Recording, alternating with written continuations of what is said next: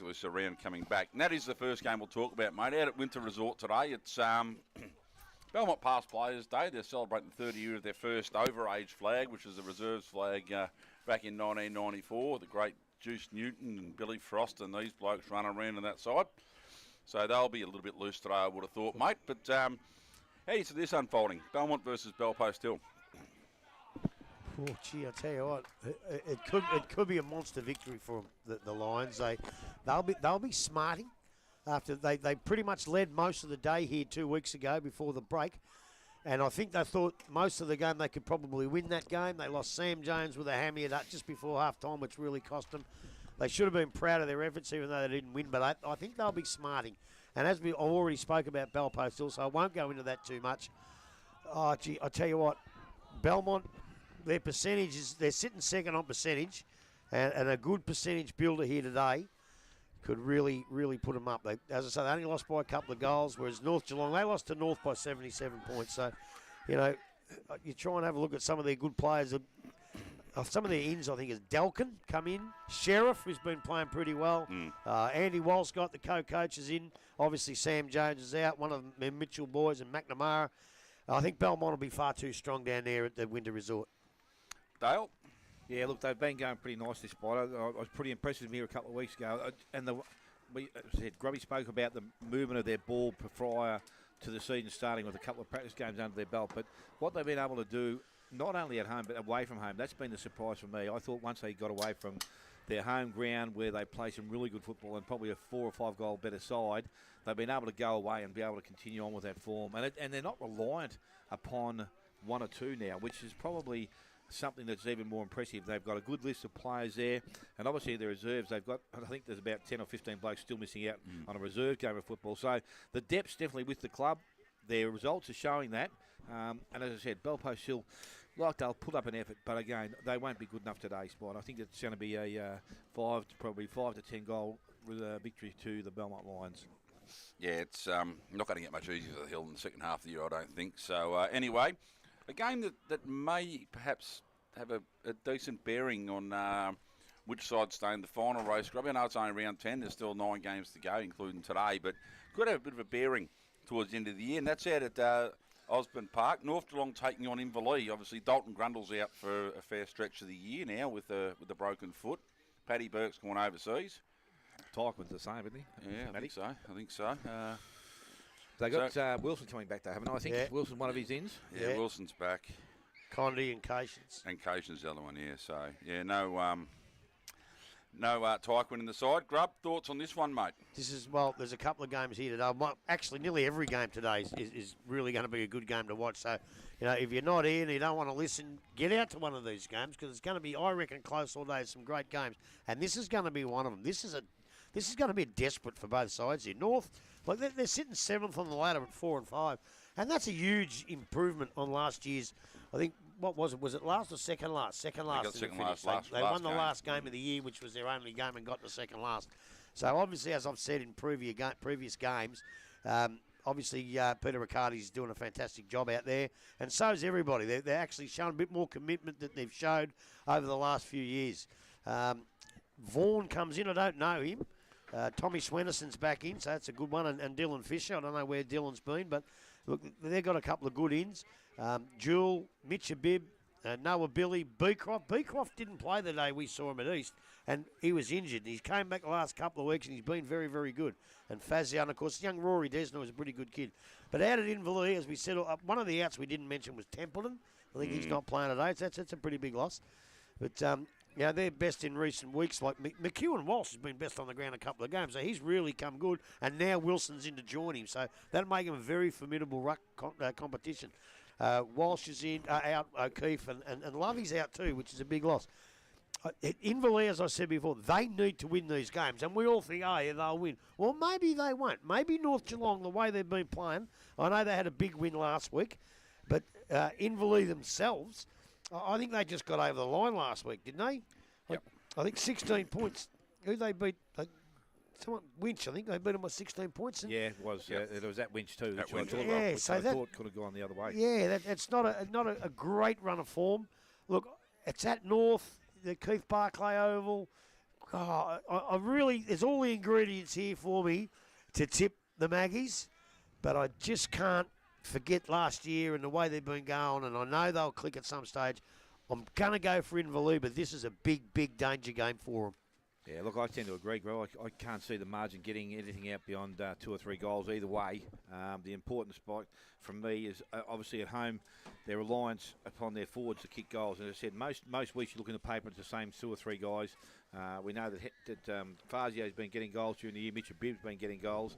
Blake Miller's, there's a really heavy reliance on him again. They've got some other guys. Aaron Best was another bloke that I'd probably love to. I hope he's still in the senior side. He's another bloke that I reckon needs to stand up and take a little bit more responsibility down their forward line. Big bloke. He is a good mark of a ball and he can kick a good ball, so he needs to get involved in kicking some new goals for them.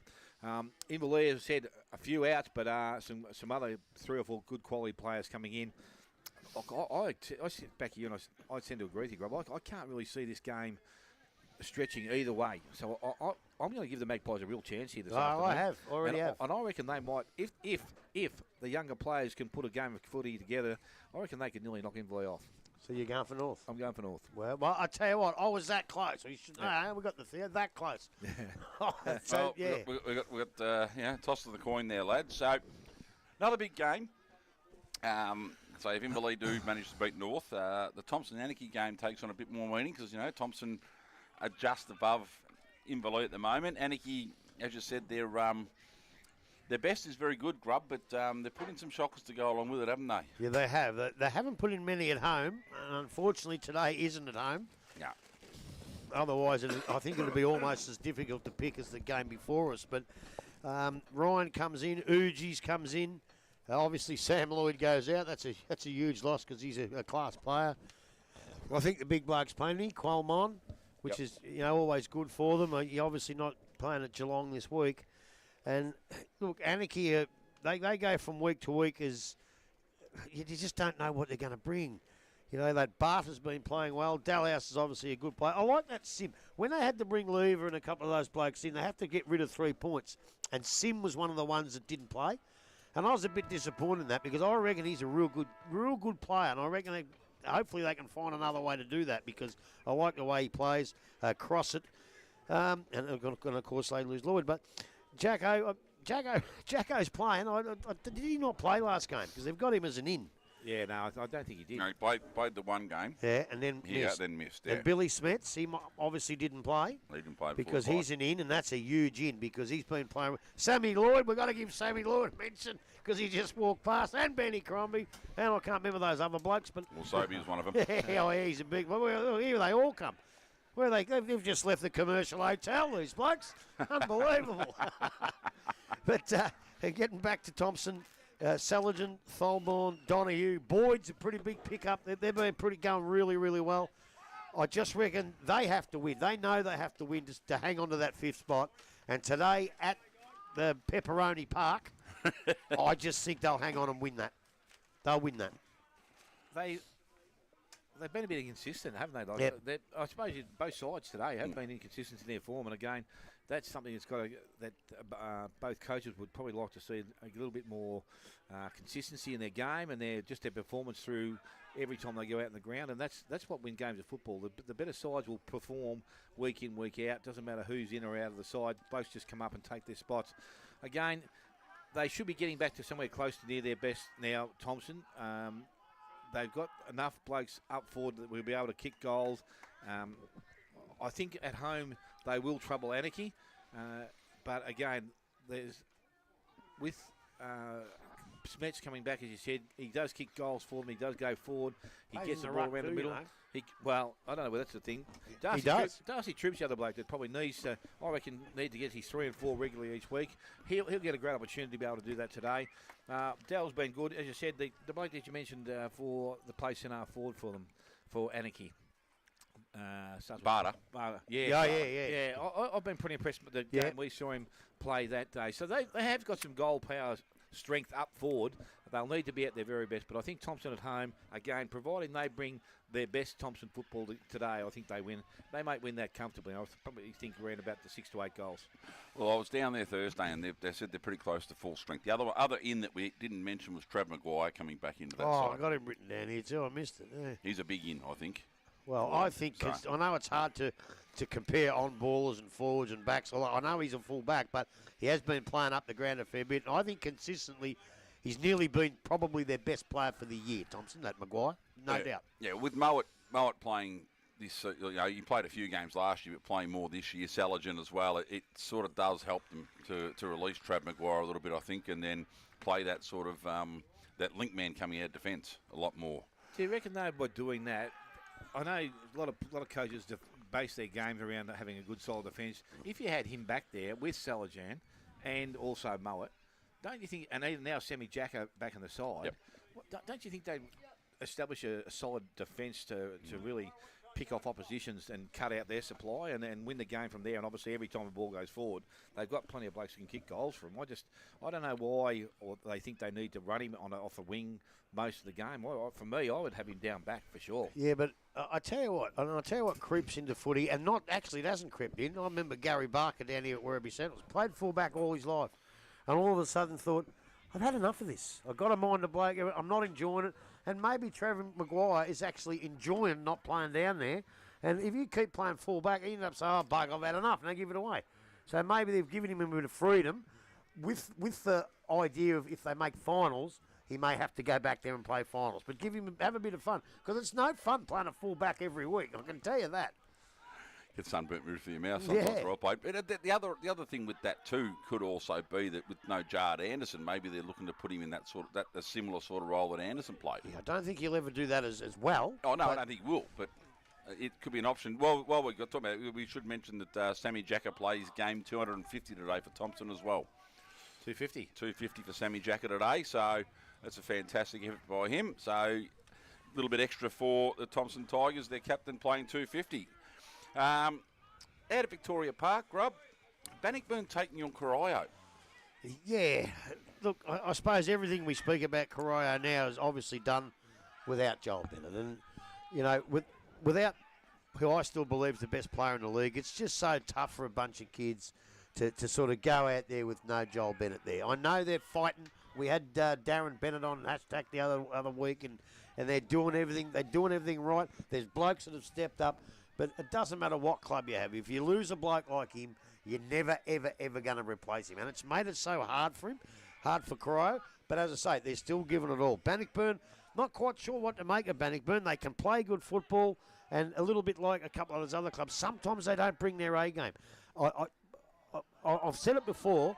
We made a huge mistake of saying that their 3 kids last year were, a good part of their team. They're the bulk of their team. They're the best players in their team, and they're not there. No. So, and that hurts them a fair bit. They've got a couple of blokes that are just starting to sort of learn how to play our football. Who was it? It was a kid, Fletcher Wilson. Right, he's starting to play well. Mayborn, he's out this week. Yeah. He's out this week, Mayborn, which is, it hurts him because, as I say, he's probably one of their better players.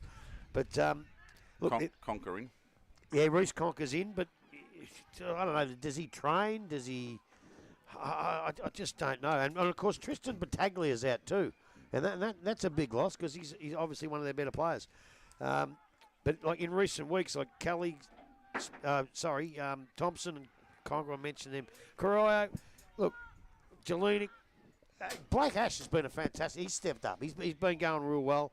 Hall stepped up.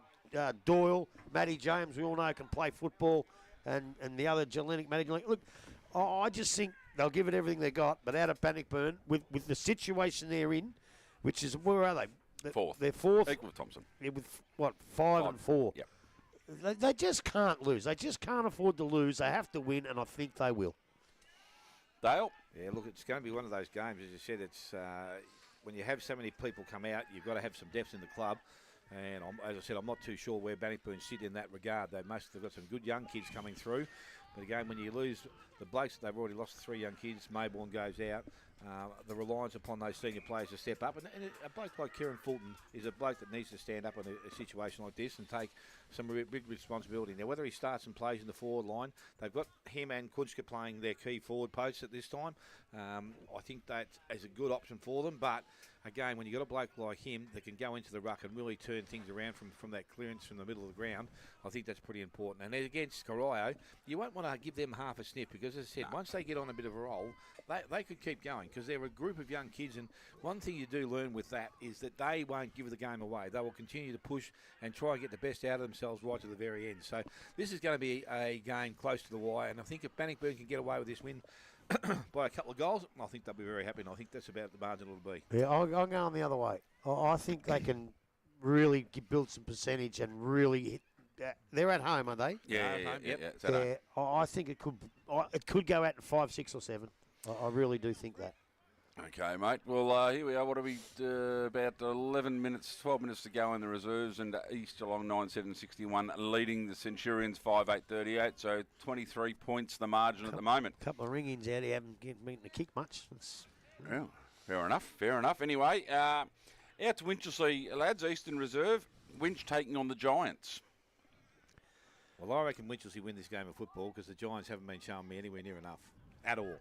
Now, I'm not too sure what they've got back after their break, and again, that's something that you blokes will have to fill me in on, because as I said, I haven't had the chance to sit down and look at the ins and outs in the last day or so. But from where I'm sitting at the moment, they just can't put a good game of football together. They play a little bit of good football.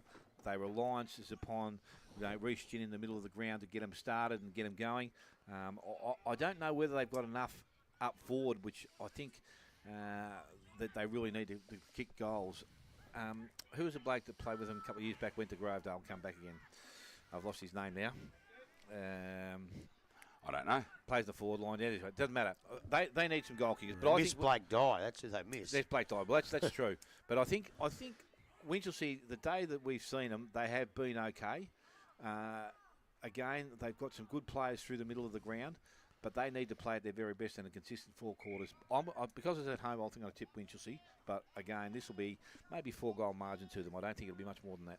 Well, you'll have to go to Spider to get the ins and outs, because the link I got didn't even have the ins and outs. Yeah, the one, is that on the Carrick one? I know the one Tommy we're King talking sent about a few coming back from West, which will be really handy for them, but I don't know as to how many. Yeah, I couldn't even tell you looking at the list. Me either. They just haven't put in ins and outs. No, and that makes it hard, mate. So I don't know. If you're not going to put them in, I'm not going to talk about your buggy. But over at Winch, Henry comes back in, Berg comes back in, and who else comes back in? Tav Thorny, one of the better players I've seen, and I'm glad he's back, and I hope he plays really, really, really well. Huff goes out. He's a big loss. Matt Nankervis and Todd. I've got a stat about him. This is crazy, right? There's at a 12-side competition, there's only 5 sides in it with a percentage over 100%. And Winch is sitting 10th, and they're one of them. They're 102 or something. They're one of them. So what it tells me is that they've just got to learn how to win. They've had so many performances that have come 2 goals, 3 goals, maybe even less. They can't quite get over the line. The day we saw them, they were good, but remembering they were against a very, very undermanned Bellpost Hillside. So we haven't seen them other than that. But as I say, to have a percentage like that sitting 10th, it tells me they're probably one of the most competitive sides in the comp, and they haven't been able to get over the line. Gould, Cassidy Parish played very, very well last week. Cursup Cole, Smitty's mate, Gailey Pale, or whatever his name is. Bailey Cale. Lee Ellis is always a dangerous man, and, of course, Caleb Brown is one of the better footballers of the competition. So I just think they'll win today, and I hope they don't lose by a point or 5 points or a goal, because they're due a win. Their form says they should win. I'm going to tip them and win well. Budavalis plays game 150 for Winch today too. Good on you, Mick. Well done. And a good bloke too.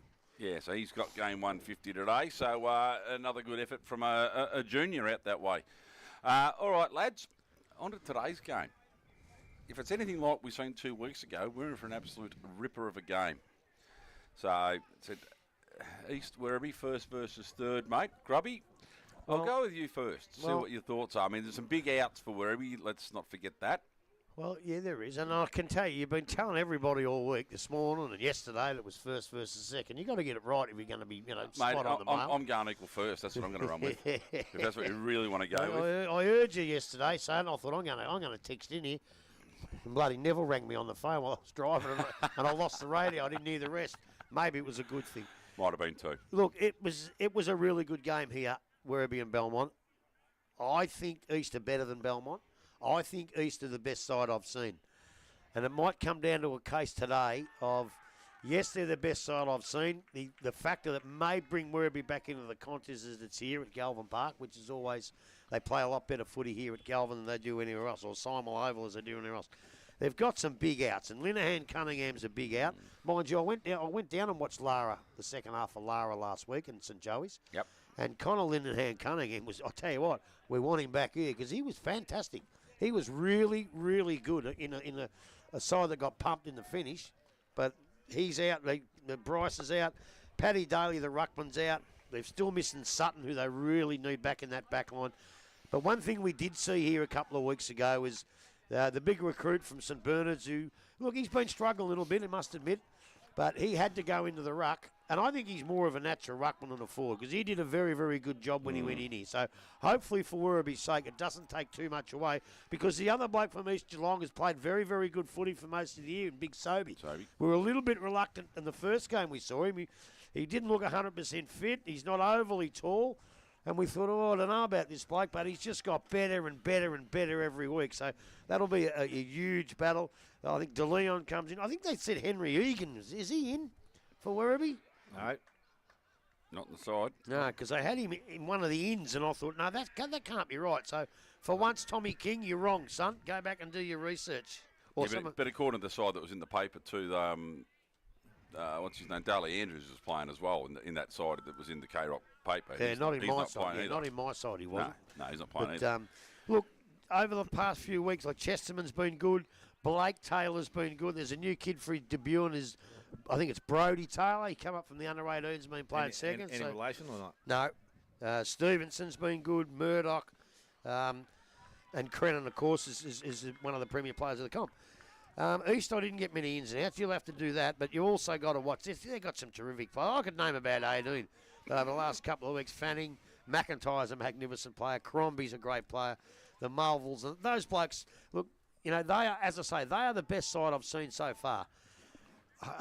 Look, I'm at Werribee, and probably people are listening, so I suppose I'm going to have to tip Werribee, otherwise they're going to punch me up. I don't know. But I just think the best side I've seen is East, and I'll leave it at that. There's only 9 points of difference out here with another 5 minutes to go. Where we are coming pretty hard. Doing all the attacking. Well, they haven't really put much. There's nothing here, the ins and outs. But as we can see on the list, Jack Beardsley's back in. Billy Andrew back in. I saw him, yeah. Zach Smith back in. So, it's, they've got some players come back. Watson Searle still running around in the second. So, I thought I did see their ins and outs. I'll tell you what, Werribee just kicked another goal, and that has brought it back to 5 points with 4.5 minutes to go here. Hopefully this is a prelude to what we see this afternoon, Dale. Yeah, look, it'd be an ideal situation if that was the case, Spot. As I said, East Geelong have been going along very, very nicely. We saw Werribee put up a really good performance last week, 2 weeks ago against the Belmont Lions to beat them home here. And that was nothing short. As I said, they did lose their key forward, Belmont, early in the game, but also Paddy Daly was also off the ground very early in the second half, I think. So he missed quite a bit of that game also. So it was very, very interesting to see how both sides come out of that. And with that bit of a break, it's unfortunate that Daly's not playing because Grubby's hit the nail on the head. Jacob Sobey, to me, in the first game, I didn't know. I know they brought him from Bowen Heads, and I didn't appear to me to be a player that would sit and play a lot of this senior football. But every time we've seen him since, he's been able to get back into defence, and he knows where to sit himself in. He's a bloke that can use the ball very well. And if you've got some smart players around him, and which they have, Benny Crombie, the blokes through the middle, Semi King, all those blokes that can run and carry the ball, then if he can just get the ball out to them and feed, they present one of the better games of football that I've seen during the course of the season. Opposite side, you can't take away what Werribee Central's been able to do this season. Kirker's gone into their forward line. and kicks goals on a regular basis. We know the work that Tyler Quinnan does, and when he's in their side, he usually one of those blokes that generates and carries the ball. And I think they're going to need that this afternoon. I think East Geelong win this game of football on what I've seen so far this season. What's Mick O'Leary doing here? But nothing would surprise me to see what Mick O'Leary's doing. My choice here, I'm going to go East Geelong by 4. East Geelong by 4 goals or 4 points? 4 goals. Well, we asked it up for an absolute. What's wrong, Rob? You not happy with the umpiring, mate? Mick's paying free kicks, not paying free kicks, and he should be to East. To East? To East. He's just paid 2 free kicks, not paid 2, and they were both to East. What's he doing? Werribee coming into attack now. Forward at the ball. Ball's forward over the back of the pack here. You know, what have we got left? 2 minutes to go. Clearing kick out to a nest of East players. So just outside the defensive 50, Grubby. So, bit of possession football required here for a little bit. Hey, those days, Dale, back in the old days, just kick it long and punch it out of bounds, wasn't it? Hey, just punch it out of bounds as far as you can. No time on in the seconds. Well, that's true. But how it works. Oh, here we go. The bloke across here, mate. Your mate's in the too. Mark Yates has come up for his first game. Yes, he has. Is that through the not being able to have anything else available to bring up, or because of the importance of the game, he's decided he'll come up and help out? Or my guess is, and it's just purely and simply, Zach O'Halloran is going to play in the ruck, full forward. Yep. So they've brought up a big bloke from the seconds, and it happens to be Mark Yates. So I'd just say, and they couldn't put Bryce Linehan Cunningham there because he's not playing. That's the only reason. It's funny because Yates made his name as one of the best centre-half backs I've seen. He gets away with playing forward in the seconds. Yep. Not quite sure if he can do it in the ones. We'll have to wait and see. Well, it'll be interesting, won't it? I mean, it's a fantastic grab there by East Geelong. So drive this forward. Watson Seals made a bit of a move, completely ignored. So you still go towards him when you grab and not the ball out of bounds. Oh yeah, you go there. You want the fist to go in the car park, don't you? This stage of the game. Pretty much. I want East to win. You want East to win, do you, Grub?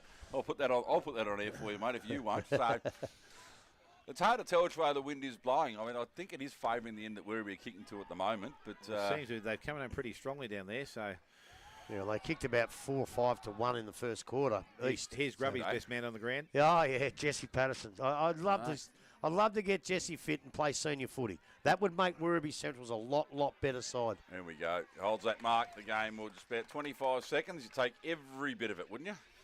Yeah, she's over now.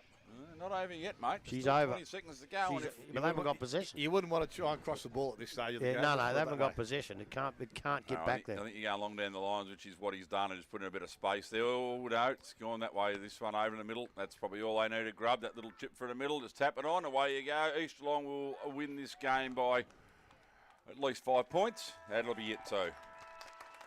So the East Geelong, let's hope the seniors pans out this way. 9-8-62 to East Geelong, 8-9-57 to Werribee. So that's Werribee's first loss for the year in the grub in the seconds. Yeah, I'd say, they have. The funny thing is they lose players to go up to the seniors. Yep. And they bring in blokes that, well, I don't know if they're going to play all year. Okay. That really, I'm not quite sure what happens here. I just hope come the end of the year that there's not a lot of kids who have played most of the games that are left out for the finals. Well, East Geelong were fourth, so... I'll be really disappointed in that if they do that, because they're the lifeblood of your club, and if you're gonna do that, I tell you what, you won't see me here very often. I can promise you that. No, I mean it. You won't see me very often. Well, Bannockburn have won. Bannockburn kicked 3-13 in the seconds and beat Corio 3-6. Wow. So Belmont kicked 9-10 to beat Belpo still 1-2. So we get the second scores. That's good live scoring. I like that. Have we got the umpires for today, Richard? We certainly have. We've got umpires David Chaston, who's a bit of a veteran, Aaron Ritchies, we've seen a couple of weeks ago, and young Jack O'Neill. So look out, we're going to get a good day today.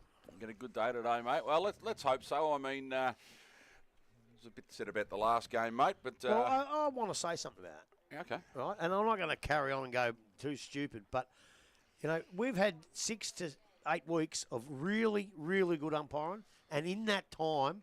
we've really boosted them. We've given them what they deserve, nothing more, right, and nothing less. And we've given them everything. We've interviewed the young fella, the young boundary umpire, and all that sort of stuff, and he was terrific. We even gave the Hotham Hotel dinner for 2 for the best player on the ground to the young umpire out of Belmont. We did, yes. And I've done the best, but I've got to call it as I see it. And I just didn't like what I saw that day. It was a bad performance. Karaya had a bad performance one day. Werribee's had them. Everybody has them. And I believe that particular day, I called it as I seen it, and a few people weren't happy. Well, fair enough. But I can tell you what now. I will be calling it as I see it today, and I really hope they do a great job. Well, they've come out nice and early, mate, so still looking about 9 minutes to go till the start of the game, so they're out there ready to warm up. But you are right, mate. We have been very lucky, you know. In previous years, it hasn't been to a reasonable standard, I don't think. But, yeah, I suppose everyone's entitled to a bad game, aren't they, Dale? Yeah, we all have them, Spider, but as I said... You didn't, did you? Nah, not many. Nah. But I would like to say comment on that myself, to be honest. Look, as I said, I don't want to ever be an umpire because it's not something that I profess that I'd like to do, and I can't imagine myself being any good at it. So they're out there doing something that I'm not even going to join up with. But probably the thing that really does annoy me in some of these games is you get umpires well off the ball calling for a decision which we sit here and look at and think we shake our heads at, and then the umpire was 10 metres away and doesn't even see it. They're the things I don't like in the game. I know they've got their own space out there and they're entitled to blow the whistle when they see something, but as I said, I think they miss some things. But having said that, we have had some good days where you sit back and you think, well, hell, they haven't had an influence on this game of football, and that's what you want to see them do. Exactly, and look, I'm like that. I hate to see those Tiggy Touchwoods paid when the actual central umpire in the zone misses it, right? And it might be a Tiggy Touchwood, a bloke from 45 metres. I sort of reckon you should just let it go. But 2 weeks ago we saw one where the umpire was blindsided, and it was a definite hold, and the other umpire from 35 away saw it and paid it. They're the ones they should pay, and they did that day. And I don't mind that because sometimes you can't see everything. Well, it was packed footy in the second half, wasn't it? You know, it was very hard. Even commentating, it was very hard to call who had the ball. So if you are told to stand, you know, on the outside of the play, you know, one side and the free kicks on the other side, and the bloke 30 metres away has got the clear view, well, you said you don't mind those being paid. If they're definites, yeah. They're definite. But if they're the Tiggy Touchwood ones, well, you tend to let them go. So because you can't be definite about it. Well, that's the right. one thing you don't want umpires to do is guess. Yeah, and yes, George, so big fella. But the other thing is, there was a mark here to Prismal, all right, which bounced into his arms. Now, the umpire could never see that, right? But it looked like it could have been a mark. He held the ball up and he played. They're the ones that you can't judge. It's bad luck. G'day, Macca. But it's just one of those things that, you know, he could never have paid that. Or he could never or not paid it. He just didn't know. No. But there was another mark out here, which was a mark, and we thought, oh, gee. And look, I just call it as I see it. And there's some of these players, I do apologise for yelling out at the umpire once, but it's been a trademark of mine, as you know, Smitty. You know, we get up in the game, and they turn around and give me a bit of a grin and that because I'm having a bit of fun. This bloke probably doesn't know me. I don't think he actually heard it. I think the other bloke sitting beside us heard it, and we will be checking today if he's here or not. I mean, but you know, look, I was having a bit of fun, but I do apologise for that if you heard it. But as I say, you've got to call it as you see it. And most of nearly all year, we've had fantastic umpires, and again, we hope we have them again today. Well, they did pay the delivery out of bounds a little bit early on, but they've reined that back in. Yeah, it's come in a couple of times, although I watched the video. I think there was one deliberate that I would have probably paid it too, so that's fine. That's fine. Well, if it's deliberate, it's deliberate. Yeah, that's fine. But, you know, if I mean, look, I'm not a big fan of the rule. If a bloke kicks a ball 40 metres forward and you're paying deliberate out of bounds, well, you're advancing the game, aren't you, I would have thought. Yeah, well, I don't think they should even pay that in the AFL, but no, I tell you what, I reckon our umpires here have got more common sense with the deliberate rule than the AFL umpires. I really reckon that, because some of those AFL ones have been disgraceful. Well, it's almost like they don't need boundary umpires a lot of the time. Yeah. Now. Everything is paid. It's like the grubby thoroughfare, isn't it? Yeah. It's like he's the king. They're all walking past saying g'day and waving to him. It's ridiculous. The thing is, you can't go in behind us anymore because of the building. You have to walk past here. Maybe you should have parked the truck a bit further forward so they couldn't see you, Grub. Hey? Block the walkway. Dale did ask a very pertinent question, Grub. When is that going to be finished? Won't be this year. Wasn't it supposed to be this year? They were hoping, I think, midway a bit further. Yep. Maybe midway a bit further. They don't get their bums into gear. I don't know. I hope it's ready for next year. The poor old cricket will miss out again, I think, because I don't think it'll be ready for cricket season. So where do the Werribee boys get changed? I just in they've still got rooms in there, and there used to be the opposition rooms, and the opposition gets in the. This is bloody Mitchell. He's annoying the crap out of me. Turn your phone off. But I think there's portables out the back, and I don't think, from what I've heard, Thompson and Belmont were very, very impressed with their lodgings for the day. I don't know whether the showers work. I went down there this morning and seen if the showers are working, and apparently they are. So hopefully they're not too. But it is what it is. They can't sort Victoria Park back in the 70s, mate, with no hot water. No, they did it on purpose. Yeah, I know that. They didn't pay the bill for the opposition room, so it was all cold water. Yeah, I don't know there, but hopefully it'll be finished. Next year we might be able to broadcast them up there instead of this new truck. I can't see over the bench. That's because you're so short. But obviously that's why the extra long boys are out so much earlier than the Werribee side, mate. They want to get out of there. It's one little portal. I think you got a portal beside it with benches to get rub downs and that. So it's but not ideal, but it is what it is, I suppose. We were talking about that earlier, though, weren't we? When St Leonard's came in the comp, they had the old Atco huts to get changed on. Well, the ground. as I said, we mentioned the Corio when I first started playing the juniors over there. The little tin shed on the right hand pocket there, looking down the bottom of the ground. That was another different one. Even out at Inverleigh, we had they used to call it a bloody bread bin or something. A bread bin. Well, there was a pigeon shed at Corio. That used to become the haunt of the local interesting characters on a Saturday afternoon, didn't it? Yes, I actually did. Boys. Lenny Headley and the boys. Yeah, they had. Lenny Headley. They did have a very interesting crew down there. We're just waiting for the Werribee side to take the field. We're due to start in 3 minutes, so I want to get a move on.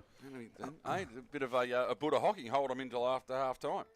Just been told that Michaeli Harrison played in the twos at Belmont today, Grub. Okay, that's good. That's good. So, and I love Michaeli. He's a very clever little fella. He's been injured or something. Yeah, he's got himself fit too, Grub. He looks a lot fitter than what he has in the last couple of years. Oh, yeah. Well, he came back and played some seconds, and I watched him in the seconds thinking that he might play seniors, and when I saw him, I thought, no, he was not fit enough to play seniors, but this year he is, and good luck to the kid. He's been a really good player for Belmont and for the GDFNL. Yeah, my word, he can. He's a good kid. So I just said, what about the old away rooms at Baker's Oval?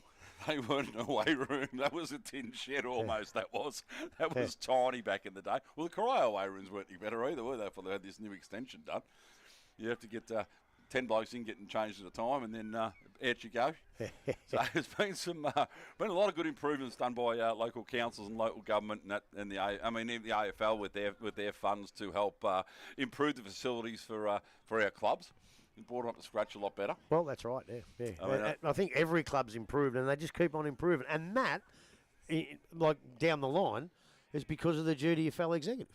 They go guarantors for loans. They've put money in through the Buckleys and all that sort of stuff. There's no way any of these improvements could happen without the system that the GDFL executive have put in place. Like Neville and Allen, original, or Allen came later. Jarvis has been there a long time. Bully Welsh. All these blokes. If they didn't have that system, we couldn't have these improvements on the rooms. And that's a dead set given. That is. Oh, you had the old Jeff McClure and the Kevy Kirby, from Winch. Is it Kevy Kirby? Kane. Kane. He did nothing. He did nothing. He was on there for a while, mate. And he did it well. He did. Toothy, don't forget Toothy. He's been there since Anakie started. He's been around. I was going to say, geez, that's a couple of short rovers out there, mate. Yeah. But obviously they're the mascots. I used to do that at Werribee VFA when I was about 3 or 4. I was about to say when you were 30, you're the same size. Yeah. You whinge about your seat now. Yeah, you're probably right. You have to get straight into it here. Now wasn't telling me to get going. I mean, was it the last game they wanted to start a bit early? Yeah, well, they're not going to start early today, but I've had a bit of a chat to the coach, Prismal, and I've told him a few blokes who to watch and how they play, and if he completely ignores me, they're a chance here. I would guess. So no chance you're going to want you over to the bench today, Grub? No, not with those blokes over there. They might chase me back. But I didn't work this morning. Didn't you? No. That's why I texted you during the week. Said, is Stolky coming in? Let him come in. Oh, okay. I thought you were working. No. Stolky was coming in. No, Stolky said he was coming in. I thought, well, that's good. I don't have to go down to Geelong and then come back to Werribee. That makes perfect sense. Yeah. We could have brought you back. Could have packed you in the back of the ute. Yeah, it's thrown in the back of the ute. Tethered him up like and how would I got there? What have I done with my car, you idiot? Just catch the train down, mate. Yeah, train. That's what it's for. Yeah. Spider would have picked you up at the station. No, he wouldn't where you to go. They could have thrown in the back of my ute too. Thanks very much. I tell you, what time is it? They better get a move. 2 o'clock. It's 2 o'clock. No, they've already tossed. Yeah, they've tossed. All right, Steeler, you want to kick us off with the lead-in, please, mate? Might have to apply for a heater. It is cold today. It is cold. I tell you what, it's been cold down here this week, I tell you. So, corner's been tossed. Werribee have been out here for about 2 minutes for their warm-up. So, just trying to work out who's kicking what way. Yeah, they used to go onto that end, whatever the cricket end. The grubbycations end. Yeah, Shaw's right into the ground. Where are you from here, Grub? Which way are you? Straight through there. Oh, okay. The next street down and left and on there. Oh, okay. Take me about We 7 minutes discussed to that walk. coming in. We didn't know whether you were up here or across Yep. here. Yeah, as you turn into the gate, you keep going, then turn right to the next one. Go around the corner. And there. Used to take you 7 minutes to walk here, mate, and then about 45 to walk home. Who was I talking about? George Stoyce had walked past before. He's got the steps. You know, you got to do your steps on the watch. Yep. He decided to go to the Racecourse Hotel he lives down the other side of Werribee. And he did 700 steps. He was pretty happy about that. And he looked at when he got home, he did 3,000 steps. 1 forward, 2 back. The difference is staggering, eh? My word. Have I got both team sheets here? Yes, mate, you should have. O'Halloran's in the ruck here and Sobey. So, Dale, away we go, mate. Start that lovely clock that you managed to bring when you're ready. Siren hasn't gone. Now it has. We're off and running, and umpire with ball in hand. Sobey doing the ruck work. As we said, O'Halloran now the ruckman for the Werribee side. Ball comes out of that contest. O'Halloran first to get the clearance into their forward line. Works to the half-forward line. Gain De Leon. No, it's not. It's Taylor over the top of the ball. He's trying to feed it out. Might need to. Otherwise, he's going to be pinged, and he will be. Umpire said you've had an opportunity there. Free kick goes to Jaden Fanning. So Fanning gets the handball off. Beardsall back in the side this afternoon. A quick kick goes towards centre wing. Mark again not taken. Interference. And the ball's going to go back into the hands of the Werribee opponent. And it's going to be cleared away there by Porter. So he played on, got the handball outside, put his team under a bit of pressure. That was Crennan. Ball goes into their half-forward line. Now into their full-forward line. Ball comes out, picked up. Chesterman, right snap. The ball goes a little bit off stray. And it's gone through for the first score of the afternoon, a minor. And that will be to the Werribee side. They move to one solitary behind. East Geelong are yet to score. And as I said, only 1 minute gone. So the ball into the hands now. No Dalhouse for Anakie out at Thompson today. No, McLaughlin brings the ball in. Oh, that was a infringement in the marking contest. Free kick going to the way of East Geelong. So Dixon it is out there. And he's been a good inclusion for them this my season. word he has. From the half-back line, he kicks towards centre wing. And I reckon there is a bit of a hold up in the breeze there. So Werribee definitely kick with the breeze. Camilleri kicks the ball back to the centre half forward position. Standing in the row is Semi-Low. Low goes across the ground. Mark will be taken out there this time. Lee. Not too much movement forward of the ball here, so he's going to have to hold things up and wait for it. He's going to go back across the ground now. Goes looking for his teammate. That's not a bad kick. King has taken the mark. He plays on. Has got an option out on the centre wing. So they run the ball out to Fanning, who's on the far side of the ground. Chips the ball back inside. Another good kick. He's going to hold up. Umpire says yes, he has. Hasn't taken too many steps, so McLaughlin now decides to run and go. That's a nice looking kick into the half-forward line. Handball comes outside to Crombie. Over the top, went looking towards Beardsall. Had to attack the ball. He actually ran past it. Porter come out, put a fairly solid bump there on Billy Andrew, and the ball will be held up. Forward line for the East Geelong side. I like the way he put that bump on and kept his eyes on the footy. That's the way you play football. Don't look at the man, look at the ball. So O'Halloran down there doing the ruck work. He's a big lad when you see him out there. No, actually, he's not doing the ruck work. Ball comes out and went straight between his legs. That was Brisbane. Into the hands of Culliver. Culliver now on the left boot. He goes round the body towards centre wing. Crombie comes across. Another hip and shoulder. Sees the ball go over the boundary line. So we're going to have a throw in, which will take place pretty much to where we sit. We've gone just on 3 minutes in this first quarter. It is Werribee one straight behind. East Geelong yet to score. That looks like Benny Crombie coming off. Yeah, shoulder, is it? Yeah. Anyway, ball thrown in right in front of the box here. Ball brought to ground by Sobey. McIntyre runs on it, swings on the left foot, looking forward. Just lands there in front of Ezard. Picked up there by McKenzie. He's wrapped up in the tackle. Ball spills free. What's the umpire saying? Holding the man. So Connor McKenzie for Werribee will take it. No, the umpire's had paid advantage, I think, has he? What's going on? No, he's coming back. He's right. You couldn't pay advantage after that long. No. So McKenzie goes out wide. Oh, here he is. Nice looking kick there. Finds Camilleri. Camilleri this goes bloke? in short as well. Finds Gilbert. So Gilbert now for Werribee. Brady. Chip short again. Nice little kick. Belmont. And Belpo still grub. Don't forget that. They know that. So Carlton goes through, gets a handball, driven long in here for Werribee at the back. Goes over the back, Saliba can run onto this one. Ball doesn't bounce kindly, but gets on the left foot. And what has happened here? The umpire says all clear.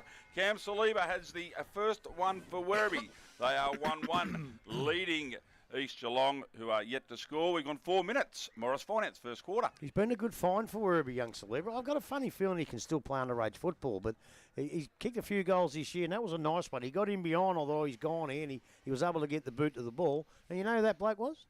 I didn't see who it was. Robbie Andrews. Oh, was it? Yeah, the great Robbie Andrews. Welcome, Robbie. But there you go. Now that was good footy. And I think they have to kick a few more if they've got this bruise. They have. So Who was that idiot? I don't know. Back in the middle now, Sobey and O'Halloran. Sobey takes the ball out of the air. Quick kick forward. Leading the race here is Lowndes or Camilleri comes across in front of him. Wrapped up and tackled by Lowndes. Ball hits the deck. The umpire probably has no choice but to ball it up. So half forward line here for East Geelong. Into attack. Ball in the air now. O'Halloran gets to the front. Ball hits the ground. It's wrapped up in the tackle. Ball spills free out the back. Running through the other way was Murdoch. Murdoch gets a quick handball out for Werribee. Picked up there by Lowndes again. Wrapped up in the tackle. Centre half back for East Geelong.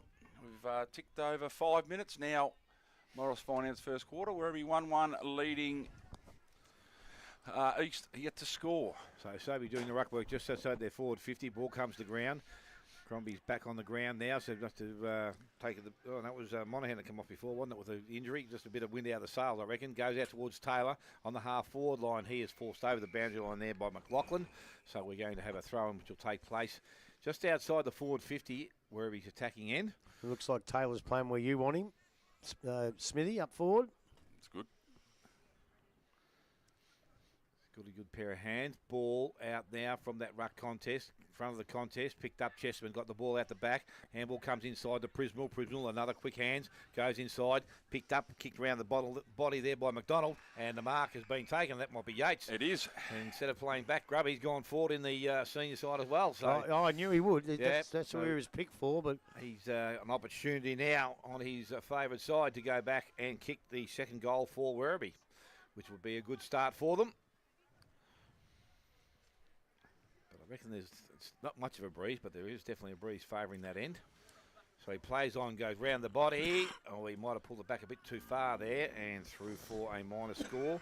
1-2 now to the Werribee side. East Geelong, as we said, are yet to score. Ball might take a little bit of time to come back because he did put a bit of beef behind it. I reckon it's moved around. When we first jumped in this box, I thought the wind was it was that cold it was coming straight in. It might have been because of the bloody door. Yeah. But it doesn't seem to be blowing in as much anymore. The wind tunnel. Yeah, it definitely favoured the reserves. I can tell you that. It definitely favoured that end in the reserves. So, all right, mate.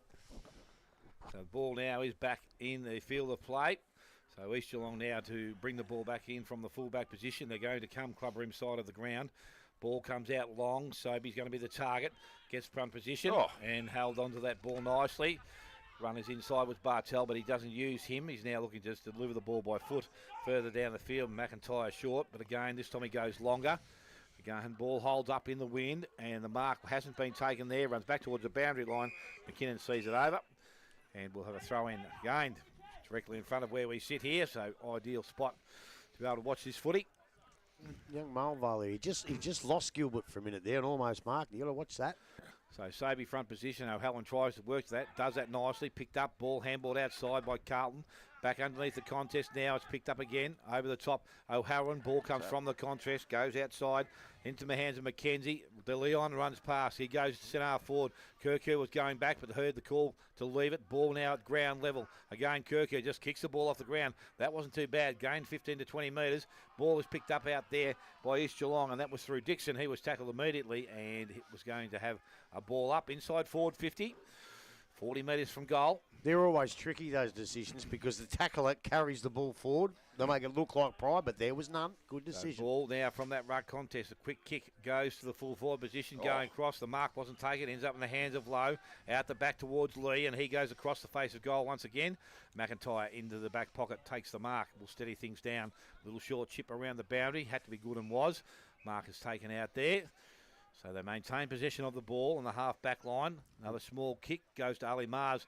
Held in the air too long, so Werribee able to put some pressure on and turn the ball over, but they win the ball back, East Geelong. Go back into the middle of the ground. Hoff come up. He couldn't take it clearly. Chesterman over the top.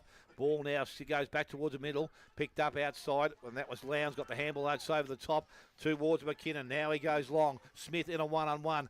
Protected the space. What a great very mark nicely. that was. Yes, he did. He held the spot and with the other hand dragged it in. Took it one-handed. And he will go back and have East Geelong's first real shot at goal. Pretty much top of the goal square, but a 45-degree angle to work with. So back in the side. Zach Smith, you would think, would finish his work here. Oh, he don't miss these, mate. I can tell you that now. He comes in. Bang through the middle. And he's missed it. On you, Grub. I reckon he thought he got it, and I know he was trying to convince the umpire, but it's a behind by him. I thought that swung around behind the post, you know that? Worked 2 weeks ago, Dale. 1-2 to Werribee, 1 behind East Geelong. I reckon Zach's just got himself a new pair of boots over the couple of weeks off, I reckon. So Kilby to bring the ball back in now for Werribee. Goes out wide, nice looking kick. So off and running now. Long kick down the line. Looking for Sobey, goes over. Well, it wasn't so, it was Leonard, goes over his head. Diving on top, couldn't pick it up, so ends in the hands of Monaghan, who's back on the ground now, Dale. He goes back to McLaughlin. McLaughlin looks in the middle. It's a nice looking kick. So finds Sobey. Sobey gets the handball back to McLaughlin, who takes off, breaks through one tackle, puts it out long out here. That's a nice looking kick too. Finds Mulville. Mulville now looking for his lead. Smith finds spot again, goes over his head. He's leading the race back to the ball, kicks it off the ground, goes straight up in the air. Lowe picks it up, can't do anything with it. Ball rushed through for a minor score. So the second behind to East Geelong. That is their score, 1-2 Werribee. So Kilby again brings the ball back in. Obviously a set play here, Grub. Yeah, and I think Harris Monaghan's back on. He's fine, so that's good. Might have been a stinger, mate. Yeah. But, ball came back across the face of goal to Murdoch. So Murdoch for Werribee. Turns and goes. Nice kick down the line. Finds Leonard.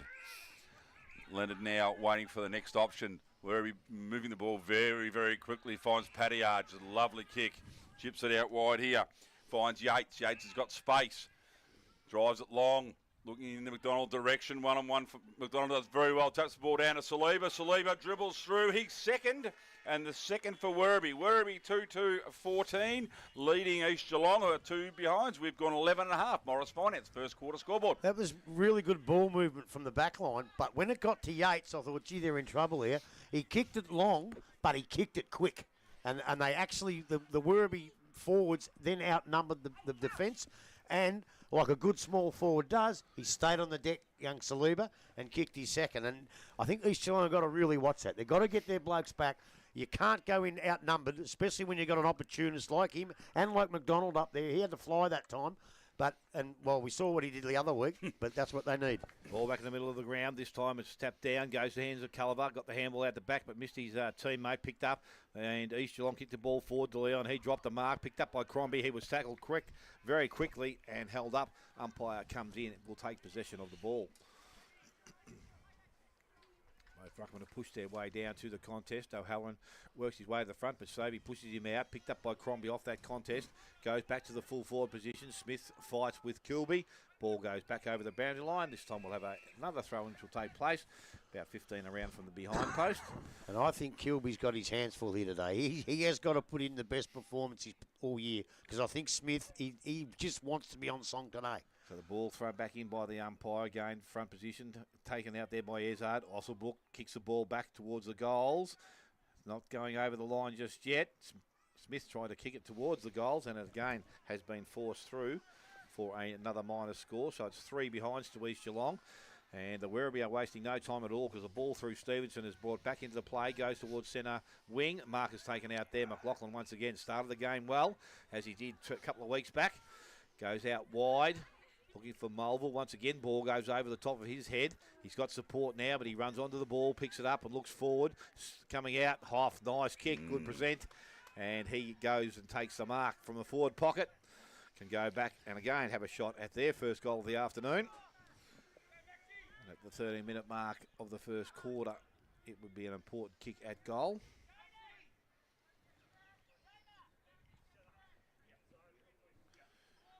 So Hoff comes in, forward pocket. Distance won't be an issue here. Accuracy, the only thing we have to consider ourselves. And it's gone straight across the face of goal and out of bounds on the full. So they still start at the 3 behinds. Yet to find the major score. So from the full-back position, or pretty much in the back pocket, the ball was brought back towards centre wing. Camilleri read that nicely, I thought. Stayed in the ground, picks the ball up, got the handle away, went to Chesterman. Out the back to Paddy Arch. And now he goes further afield, and it's in the hands of Murdoch. Into their half-forward line, the ball guns. Picked up there with Saliba. Running player is Chesterman. Inside to goes to Prismal. On the left boot, looks at goal, and there's number 3. Reece Prismal has his first, the third for the Werribee side. They're 3-2. East Geelong on 3 solitary behinds. 14 gone.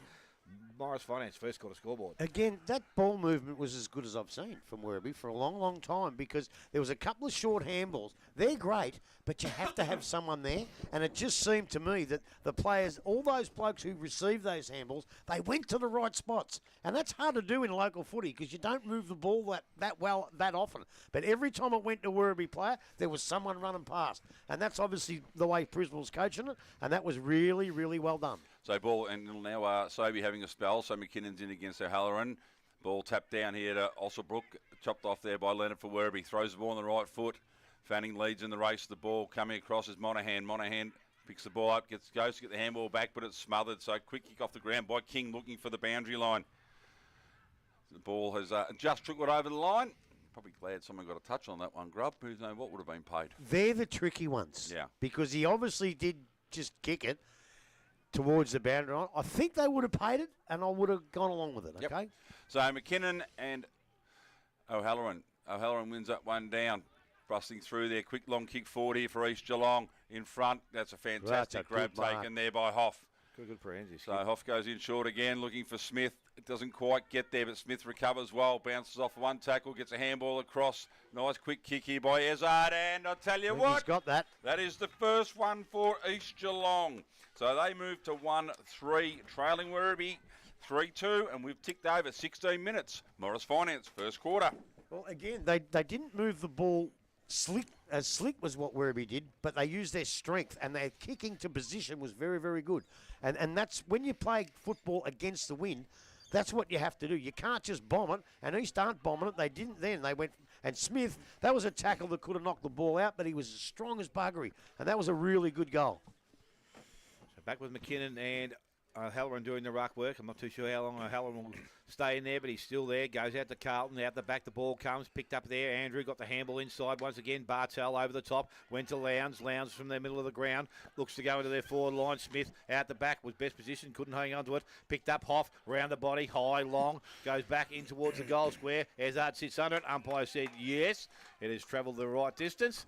And he will go back and have a shot at his second goal of the first quarter. That must have been very, very close. It went 400 metres in the air, but I'm not sure it went 15 that way. Matter of fact, I'm pretty sure it didn't. But anyway. They've kicked it from that pocket where they're standing now, mate. Yeah, I know. About 5 metres. But you got to remember, they're not allowed to take tape measures and rulers out there. They've just got to judge it. So Caleb Ezard with an opportunity here. And from here, we can get a really good look at the ball. Kicks on the way, and he's way off my target right from the first time it left his boot. 1-4 now to East Geelong. They've got plenty of opportunity. 3-2 to the Werribee side, and we've just gone 17.5. Morris Finance first quarter scoreboard. It's just so important when you kick. I know with the wind as well, but when you're kicking against the wind, it's just as important that you've got to kick straight because you're playing as good as the opposition. There's nothing in it in the field position. There's nothing in it. They're both playing pretty good footy. But you just got to kick those goals. You really should. They should be going into the quarter time 3 or 4 goals against the wind, which gives them a real chance for the rest of the game. So Kilby now for Werribee to bring the ball in.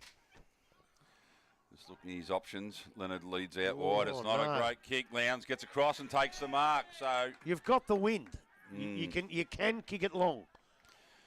Tried to direct that one a little bit too much, didn't he? So Lowndes now Just sits it into the hot spot. That's a fantastic kick too. So very clever. Held onto the ball for as long as he needed to. Billy Andrew takes the mark about 25 metres out, pretty much directly in front. So this is the reward they need, Grub. Yeah, well, it is. And the thing is, there's a spot there. There's a hole there. And that was pretty poor defence because it's the only hole there was and nobody filled it. So Andrew now for East Geelong coming in. With the boot, he looks all right off the boot. The goal umpire has not moved at all. So Billy Andrew has his first for the afternoon. The second for East Geelong. They moved to 2-4-16, trailing Werribee 3-2-20. And we are about to tick over 19 minutes. Morris Finance, first quarter. And I think I've said it all year about Werribee, and you blokes wouldn't listen to me at all. But, Smithy, but the problem there is their on-ballers, they're playing pretty good. Their forwards are dangerous. Their backline has to shape up. Their backline, this could be the tail of the tape. If East Geelong get in there enough, they're going to kick a lot of goals. Because the backline, they were 6s and 7s. As I said, there was a gaping hole in the middle. Someone's got to fill that hole. And Billy Andrew just ran into a nice kick and a nice lead, but the hole shouldn't have been there. Somebody should have been there. And that's not ability. That's up here. Up here for thinking, down there for dancing. Fair enough. But back in the middle of the ground, O'Halloran with the ruck contest. Ball comes out into the hands of Culliver. He goes long and quick into their forward line. Prismal comes out, couldn't take the mark. Nice work there by McDonald. Went back, handball goes back inside to Kerr. Steps around one, into the hands of Saliba. Round the body he goes, and he has goal number 3. He knows where to find him. And the 4th goal on the board for the Werribee side. They are 4-2. 2-4 to East Geelong, and 20 minutes gone. Morris Finance first quarter scoreboard. Geez, I tell you what, when you get first use of the ball and you've got a little bit of a gap, it looks so easy. I know it's not easy because we've all been out there, but it just looks so easy that time. The defensive pressure from East Geelong that time just wasn't quite good enough, but it was the way the ball came in. It gave them no chance, really. And as I say, can they do that at the other end? Well, we'll see in the second quarter, but again, really, really good. Werribee have produced some really, really good pieces of football, and East Geelong are playing consistently good form.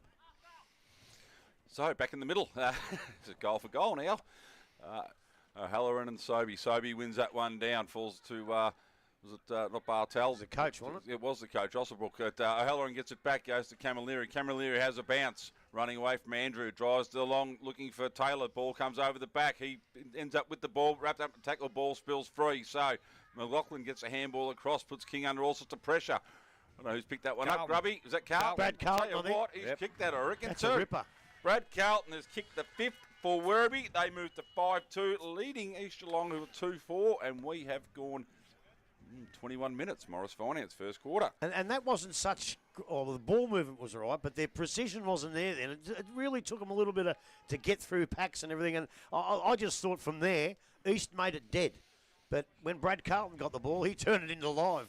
And I know he's had knee injuries. He get him back to full fitness, and that makes Werribee Centrals a much, much better side. I can promise you that. So back in the middle once again. This time Ruckman go at it again. Ball comes out. McIntyre wants to get the handball away. Wasn't effective. Camilleri put his head over the contest and was taken a little bit high. Don't know whether there was much malice in it. No, both going for the ball. He's That's footy. Bound with Camilleri. Hey, Nashi. Right on centre wing now and goes long into their forward line. That's been their recipe so far. Get the ball in quickly. Ball hits the ground. Picked up out. Cleared away by Dixon. Goes across the ground. Mark taken outside by King. Sammy Lowe wants to switch the ball back. Might be a bit too far to come, I think, Sammy. So King just holding things up. Asked to go on by the umpire now. Goes up to a long kick towards centre wing. Ball gets out the back of the contest. Numbers there with East Geelong. But now at the ground level, the ball's going to be cleared away. Picked up and cleared away by Stevenson, I think it may have been. Goes back towards the forward line. Good mark taken out there. May have been Bartel, possibly. No, or Dixon. Might be Dixon again, I think. So he's got the ball. He decides to come across the ground. It's okay. Into the hands of Stevenson at the full-back position. And he can now run and carry the ball. Goes short outside. The mark is taken there by Lee. And Lee is now going to look at his options. He's surveying all parts of the ground, but is now going to kick straight down the line, go towards centre wing. Sobey's there. Lowndes went up, had 1-2 grabs at it. Yes, pay that mark. Not a problem there. So Caleb Lowndes now with the ball, just defensive side of centre wing. Wants to go and go long into their half-forward line. Going back with the fly of the ball, McKinnon. Ball gets out the back into the hands of Mulville. He's tackled, brought to ground. And very quickly the umpire in will take possession. Good call. Who was that bloke from East Geelong that got it in the goal square up there? McLaughlin. Oh, I thought you said Stevenson. I thought my team sheet was wrong. No, he was the other one going the other way, wasn't he? So the ball from the ruck contest comes out into the hands there. Carlton gets it into the hands there of Crennan. His high kick goes towards centre wing. King comes across. Didn't complete the mark. Bartel got the handball outside. Again through Fanning. They go back into their forward line. Ball bounces just inside the field of play and bounces over. And we will have a throw which will take place. Smithy, how you picking Tyler Crennan? I was going to say, what's with the haircut? Have a look at there. He's put a black rinse through his hair. Well, This is girls' football. Ball he thrown does in. look different. Toby in front, wins a tap down. Ball hits the deck now, picked up there by Crombie. Crombie feeds a handball out wide. The aforementioned runs and picks it up, taken over the line. Spite, you called him early. He said Crennan gets the ball away. And I thought, you idiot, Spider, that's not Crennan. And he kept running. And I saw the 18. I thought, it is. He's had a haircut. And he's made it black. He's had it. Well, maybe he had the greys cut out, mate. So the ball thrown back in now. Sobey in front. Helen reaches over top. Great tap down there. Cut off by Huff. Gets the ball quickly in. Keeps it in play. McKinnon cleverly taps it over top to Andrew. Andrew runs in and has... I don't know when do we know. It's through for a minor score. Wow. So 2-5 now to East Geelong, trailing the home side 5-2. So we've ticked over 24 and a half. Morris Finance first quarter scoreboard. If East kick straight... My eyes are gone. Oh, I don't think it went for a point. I couldn't. I wouldn't have called that a goal. I thought it was. No. I honestly thought it was. So Kilby comes in short, finds Culliver. Culliver goes out long to De Leon. He's got the ball right on defensive 50. And looking at options, comes in short towards Carlton. That's a nice kick. So Brad Carlton, centre half back. Handballs across back to De Leon. He's got time, space.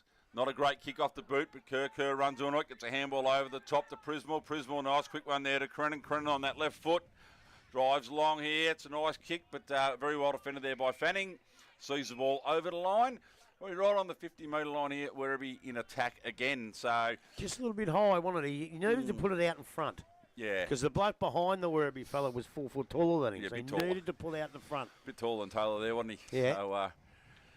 So Sobey now to do the ruck work against Yates. Sobey comes to the front, taps the ball down. A bit much on it for anybody, so we'll have a bit of a repeat, probably 5 metres around from where we were.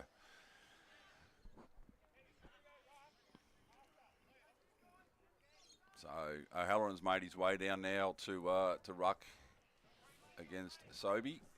So the ball comes in, O'Halloran gets to the front, does well there, tries to tap it down, misses everybody. Picked up there by Taylor. Taylor dispossessed, picked up now by O'Halloran. Quick kick on the boot, goes over the back. Fanning takes the mark. Could have been a case for the first touch by Kerr, but I think the it was umpire close. right. I Yeah. think the umpire was right. Yeah, no, I'll problem give with it that. I think they both had their hands on it at the first touch. So Fanning looking to come long down the line, right in front of the commentary box here. Nice kick, flown at the back, but Ezard's taking a fantastic grab in front. Well, I think that's a free kick against Crombie. It probably himself. should have been too, but anyway, ball goes long now. Sammy Lowe gets a handball across to Beardsall. Beardsall runs around the right foot, runs around another one. Could have run too far, but spears it in. Can't find it. Mark is taken there by Kilby on the last line of defence. He chips the ball across to Murdoch. Murdoch plays on straight away. Looks further down the line. Nice looking kick there. So, bit of time here for Culliver. Goes back to Murdoch. Murdoch straight down centre wing. Down the line again. Finds Paddy Arch. Paddy Arch hits the ground running. Looking long down the line. Nice looking kick here. Looking for Donald. He turned around and didn't even look at the ball in the end. I think Josh McDonald's a bit angry about that one. Yeah, well. He made position and he just kicked it to where he just left and kicked it straight to his opponent. Yeah, so, well, you know, sometimes they drop short. But anyway, ball driven out long here. So nice looking kick finds McKinnon. McKinnon on centre wing. Swings on the left foot. Goes long down the line to Ezard. Ezard in a bit of space here. That's about to be closed down. Well done by Gilbert. So Ezard now comes across to Bartel. Bartel between centre wing and half forward. Beardsall running through the middle. That's what he's looking for. It's a nice kick. Pressure would have been on. McIntyre's out wide if he wants to use him. That's where he's headed. McIntyre in space. Almost half-foot flank. Plays on. Swings around to the left. The strong lead come up the ground. It's a fantastic kick. The mark taken by Billy Andrew. So he'll have his third shot at goal in this first quarter. And be nice to put one through for East here, Grub. Yeah, well, he's had a few shots there, so he obviously... One. Hey? He's got 1-1. Yeah, he probably should gauge the wind. He should have a good gauge. That last one came back behind the post, I guess, so he's probably got his range now. So Andrew comes in, Pushes it out right. The ball swings back the other way, and I reckon he's kicked this one this time. Wait, I'm going to wait for the old umpire. Yes, he has. So, East Geelong 3-5. Trailing Werribee, who are 5-2, right on the quarter-time siren. Dale, you got some goal kickers for us, mate. Yeah, so far in the game, Carmelo Saliba with 3, 1 to Frismal and 1 to Carlton. And the 3 goal kickers for East Geelong are 2 to Billy Andrew and 1 to Caleb Ezard. Take a short break, come back, get scores from around the ground. Robbie will give you a listen or tell you about everything that's going on here at the ground, especially with Mick O'Leary. Tell me about everything Mick O'Leary. Listen to 94.7 The Pulse, your home of local football.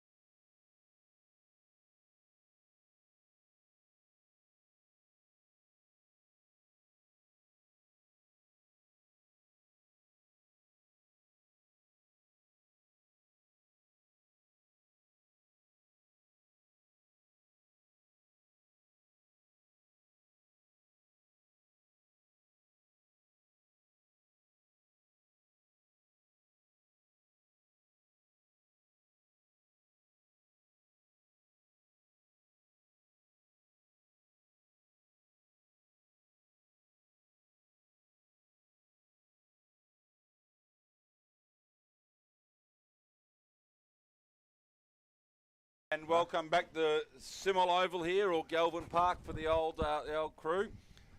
Quarter time, we see Werribee Central's 5-2-32 leading East Geelong, who were 3-5-23. Before we go to Grubby, quickly around the grounds, Belmont 46 leading Belpost Hill 21. Inverleigh 22 leading North Geelong 13. Anakie 19 leading Thompson 3. Corio 20 leading Bannockburn 14. Winch 23 leading the Giants 12. Grubby, what did you make of that, mate? Well, I'll tell you what, that's nearly the best quarter of footy I've seen all year. It was a really good game of football. I thought it was really even most of the ground. A minute to go, because Werribee did have the favour of the wind, I probably had the game a draw till that last goal. I think East possibly in front at this stage if they can use the wind properly in the second quarter. As I said during the break, Werribee didn't really have to allow for this tricky win because 3 or 4 of their goals were from off the ground, although Prismal kicked a nice one, whereas East struggled to kick straight up there, and I'm putting it down to the wind. It's very hard. It's swirly.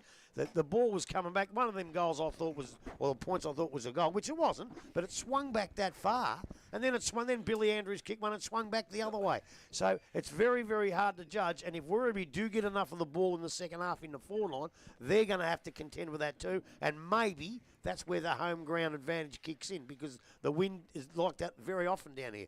But I thought Werribee on probably 4 occasions moved the ball. The best bit of footy I saw going down the ground, from any side this year. East did it differently. Instead of moving it quick, they moved with precision. Their kicks were very, very good, and that last kick to a lead on a couple of occasions was absolutely brilliant, and that showed them why they're on top of the ladder. The second quarter, going to be very, very, very crucial. Now East Geelong have that breeze, and you would think if they play that football, they could possibly edge to a pretty good lead at half-time. That's where Werribee's got to kick in. That's where they probably should play an extra man down back. I know I'd be doing it for sure to help their back line out because they still got an open ground to kick goals. Look, good game of footy, enjoying it immensely, and it just shows at the moment that these two teams, where they are on the ladder, is probably appropriate. Well, the first 8 rounds, the weather was absolutely fantastic. We've come to Werribee twice, Dale. It rained 1 week, and it's now got the Arctic wind blowing through. But it's still a beautiful day. The sun's out there. It's very Still deceptive. a beautiful day. The sun's out. It must be the new van, mate. Need a heater put in. Oh, mate, it rained for about 15 minutes last time. What are you talking about? God. Not 28 and sunny, mate. But look, the second quarter will be the tail of the tape, isn't it? You know, it's like you say with the old cricket analogy, mate. Don't judge a pitch until both sides are batted on it. Exactly. So it'll be, the wind stays the same, and I think it has. We'll see how East Geelong use the ball. I mean, as you said, they were probably more clinical with their movement. They had to be kicking into the breeze, and where we could take the risks and take the chances and know that if they kick the ball long, more chance not it's going to go over the back anyway. They can run onto it. So, yeah, all set for a fantastic and hopefully frenetic second quarter, mate. Yeah, I'm just having a look at a few of the good players.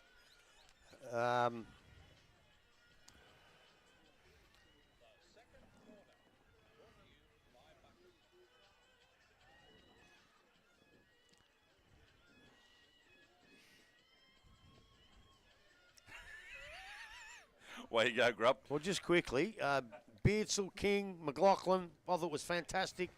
Smith looked dangerous. Andrew, Dixon, Fanning, Ezard, and Ryan Bartel. And for Werribee, Mackenzie, Stevenson, Prismal, Crennan, Saliba, Carlton, and O'Halloran. Are you sure Crennan's out there? I think it's his brother. He's an even better player. Hope he's the same points, or they could be in trouble. I can't believe that. You won't like to see him after the game. Oh. He's had the cut and rinse. Yeah, I tell you what, you dyed your hair in our day and you copped it. I knew he'd done something different. I couldn't work out what it was. Ball back with the umpire, middle of the ground. This time O'Halloran gets the ball down. Went past Crennan, now in the hands, or it wasn't in the hands, but it's picked up by Culliver. Got the handball outside, went towards Camilleri. King picked the ball up. Tried to run past Camilleri, but he's been able to do some nice work there and hold things up for the Werribee side. Now the ball comes out of the contest. McIntyre over the top, into back in the hands of Crombie again, and he goes into their forward line with a long kick coming out. Mark not taken out there by Huff, went back and collected it very quickly, put the ball back towards the full forward position, races on. Mulville leads in the race for the ball, picks it up, needs to get rid of it. Did he put it down correctly? No I don't prior, think so. no prior. Yeah, but still put it down incorrectly though, Grub. Ball now at the back into the hands of McLaughlin. Runs one way, goes back with the other. Kick was smothered by Chesterman. Did that nicely and tapped the ball on. That's the play of the day.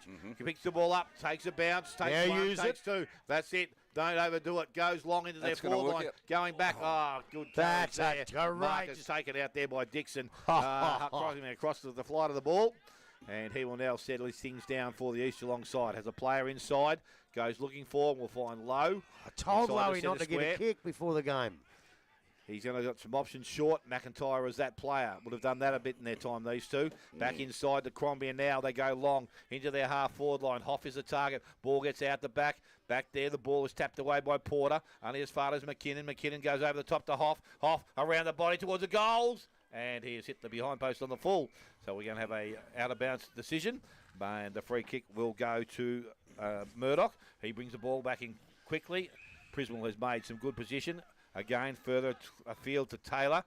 No mark was paid, but he went back and recovered it on the ground level. But McIntyre, and now the numbers with East Geelong into the hands there of McLaughlin, goes long into the centre forward position. This is what we like to see. Carter's taking a few grabs. He's been good today. And I tell you what, shown. That completes what East Geelong are all about. Absolutely. They've done it without him really performing up till this year. He's clunked 2 or 3 good ones today. And he did it early in the year, and he might be the difference with East Geelong playing or winning a grand final. I honestly believe that. Yep. He started the game very well today, and he's got a chance to kick his second of the afternoon. And distance we wouldn't think would be a problem with that bit of the breeze. Just to the right-hand side of the post, he will need to aim. That's where he goes. It comes back, and that is straight over the umpire's That is head. a magnificent kick. Izzard has his first of the second quarter and the fourth now for East Geelong. They're 4-5. They trail Werribee on 5-2. 2.5 gone. Buckley's Entertainment Centre, second quarter scoreboard. Well, it certainly didn't take him long to do that. And the kick with the wind, he used the wind beautifully. It was a magnificent mark. I just worry, I was going to say before, I think they're okay in the air, except for Izzard, but they worry me when the ball hits the ground. They all seem to just not go the right way. And they nearly got a goal the second before that. Werribee have got to make sure they just follow the ball. Don't worry about their players. Follow the ball when it hits the deck. East Geelong played that spare man back. Rob, you called for it at quarter time, but they've only got a 6-on-6 in their forward line. Yeah. So ball back in the air now. O'Halloran and Sobey go at it. Sobey wins that one down. Coming through was Culliver, gets the free kick. So Culliver now plays on, looks to go long down the line, heading towards Stevenson. Ball gets, McDonald ball goes over the back now. Wrapped up in a tackle straight away. Not going anywhere. It was Dix. No, it wasn't Dixon. Well, it was Yates the tackler, I can tell you. Yates was the tackler. It was Lee who had the ball. Bruce. They call me Bruce. So ball in the air. Yates and Sobey. Ball hits the deck. No one really wins it. Quick pick up there. Kick out of the pack there. It was by... that was by Yates, I think, picked on the left foot. So he's gone through his first, second behind. The third go to Werribee. They've moved to 5-3. East Geelong 4-5. So Beardsall now with the kicking in duties.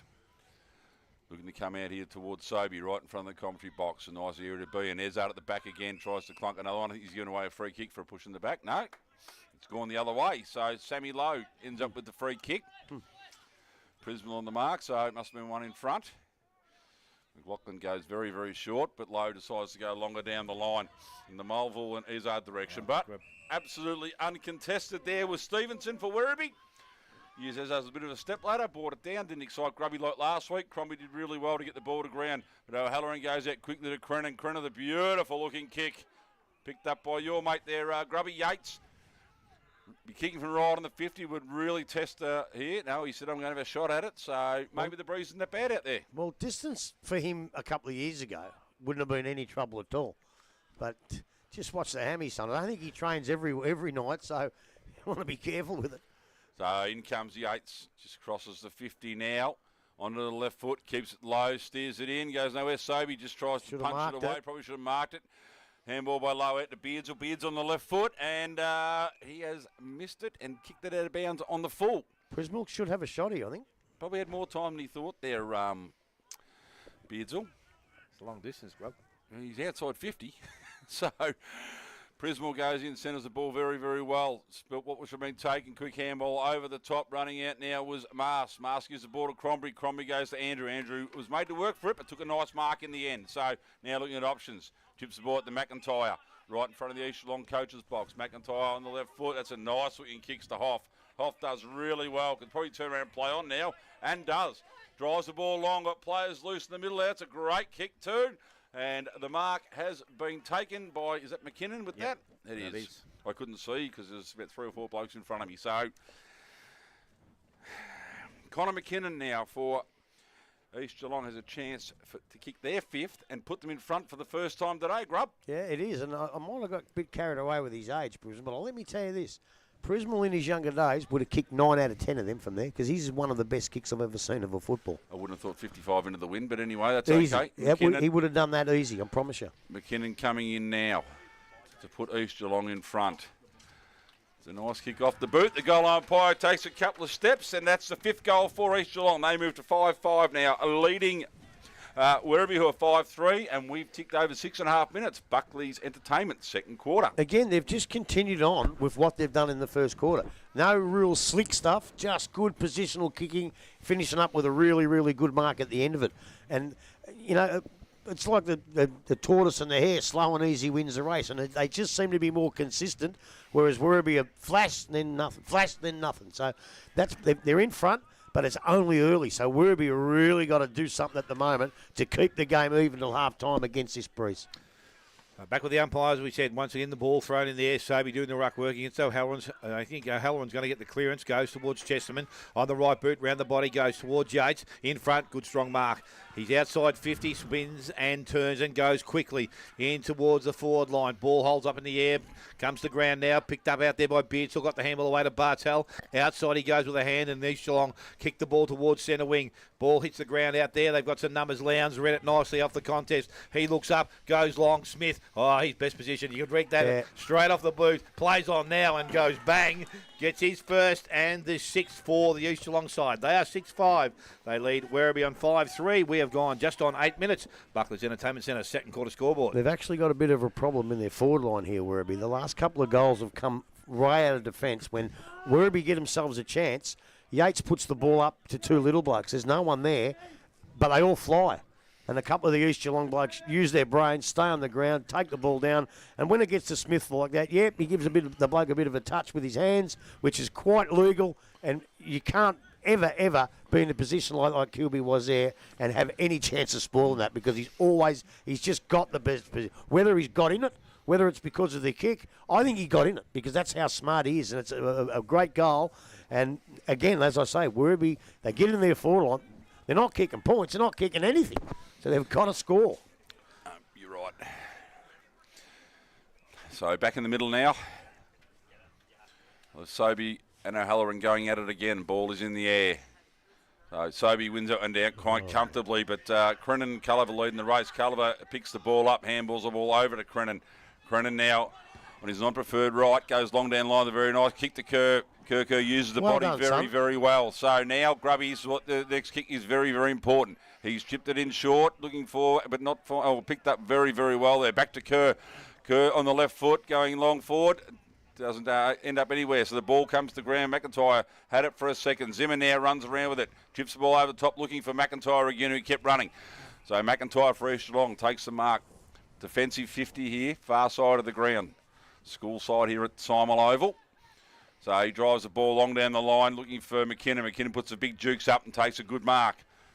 Next kick is very important. He comes in the middle looking for Lowe. Lowe sport from behind there. Quick handball forward here. Finds McKenzie. McKenzie goes out wide again. Finds Pattiars. Pattiars on the left foot. Drives Werribee back into attack. In front is Yates again.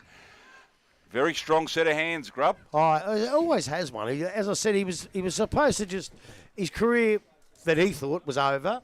He couldn't train too often. He wanted to play in the seconds. They allowed that. And he's been very good for him in the seconds up forward because obviously he's a natural centre-half back. And then all of a sudden... What's he done here? What's happened I think he's been cut open. Blood rule. He must have called himself He off. did, The umpire didn't. He did. He put his hand up and said it's a bit of blood coming. So... Who takes the kick here? Well, this bloke would. He'd be the first one across there. Well, he was. He was McDonald. Oh, yeah, he was over He's here there. on this side of the ground when he saw the blood. He's come off the bench. So, McDonald now to take the resultant kick from the mark.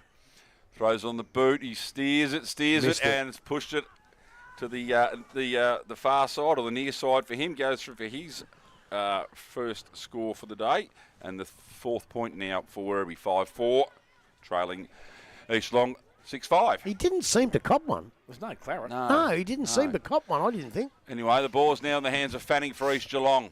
Just inside defensive 50. Players moving around. McIntyre goes behind looking for the handball. He ignores that, so decides to come back across here looking for Lee. Lee takes the mark. There are a couple of spare players. You've got Dixon in short. That's 3 50. heads. So Dixon takes the mark, plays on, gets around Taylor. Drives the ball along now, looking in the Mulville direction. Mulville throws a fist up, brings the ball to ground. Smith hits it. Can't pick it up, but Stevenson does really well for Werribee. He gets a handball across there to Murdoch. Murdoch spilled it and gave the East Geelong boys a chance. Billy Andrew was through one, through the other. Blazes away a goal. And the goal umpire says, that's good enough for me. I've just heard a whistle. Hang on. I'm not going to... He's going to call a point, is he? I don't know what he's going to call, mate. But now, here's a bloke 150 metres away. Yep. Goal umpire's under the ball. I honestly think you got to leave it to the goal umpire. That's his job. That's what he's paid to do. Just leave it. It's a goal. Nope.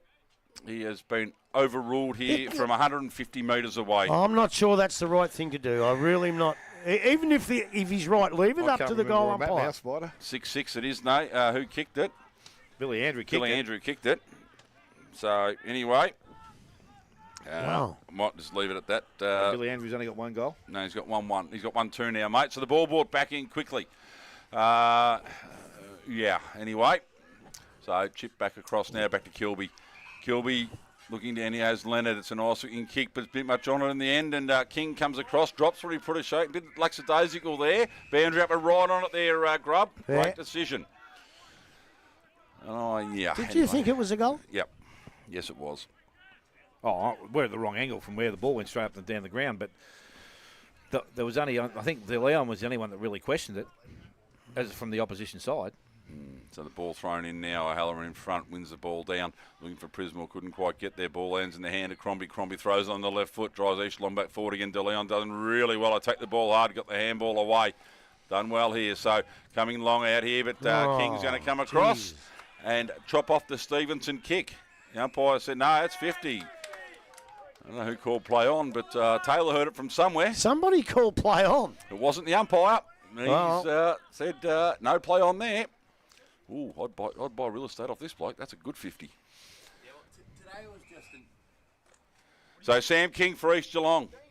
Kicking from about 25 out. Slide angle. Coming in now. It's a nice kick off the boot. There it is, straight through the middle. So Sam King has his first. Has the 7th now for East Geelong. They move to 7-6, 48. Leading Werribee 5-4-34. We've ticked over 14 minutes. Buckley's Entertainment, second quarter. I think they should scrap that rule in lower football. Because he did play on, but the umpire hadn't called it. Right? So he's quite within his rights to give him 50. But he had played on. And it's natural instinct to just like the great Leo Cooney when he played. He'd have kicked it from 45 on the boundary, I reckon.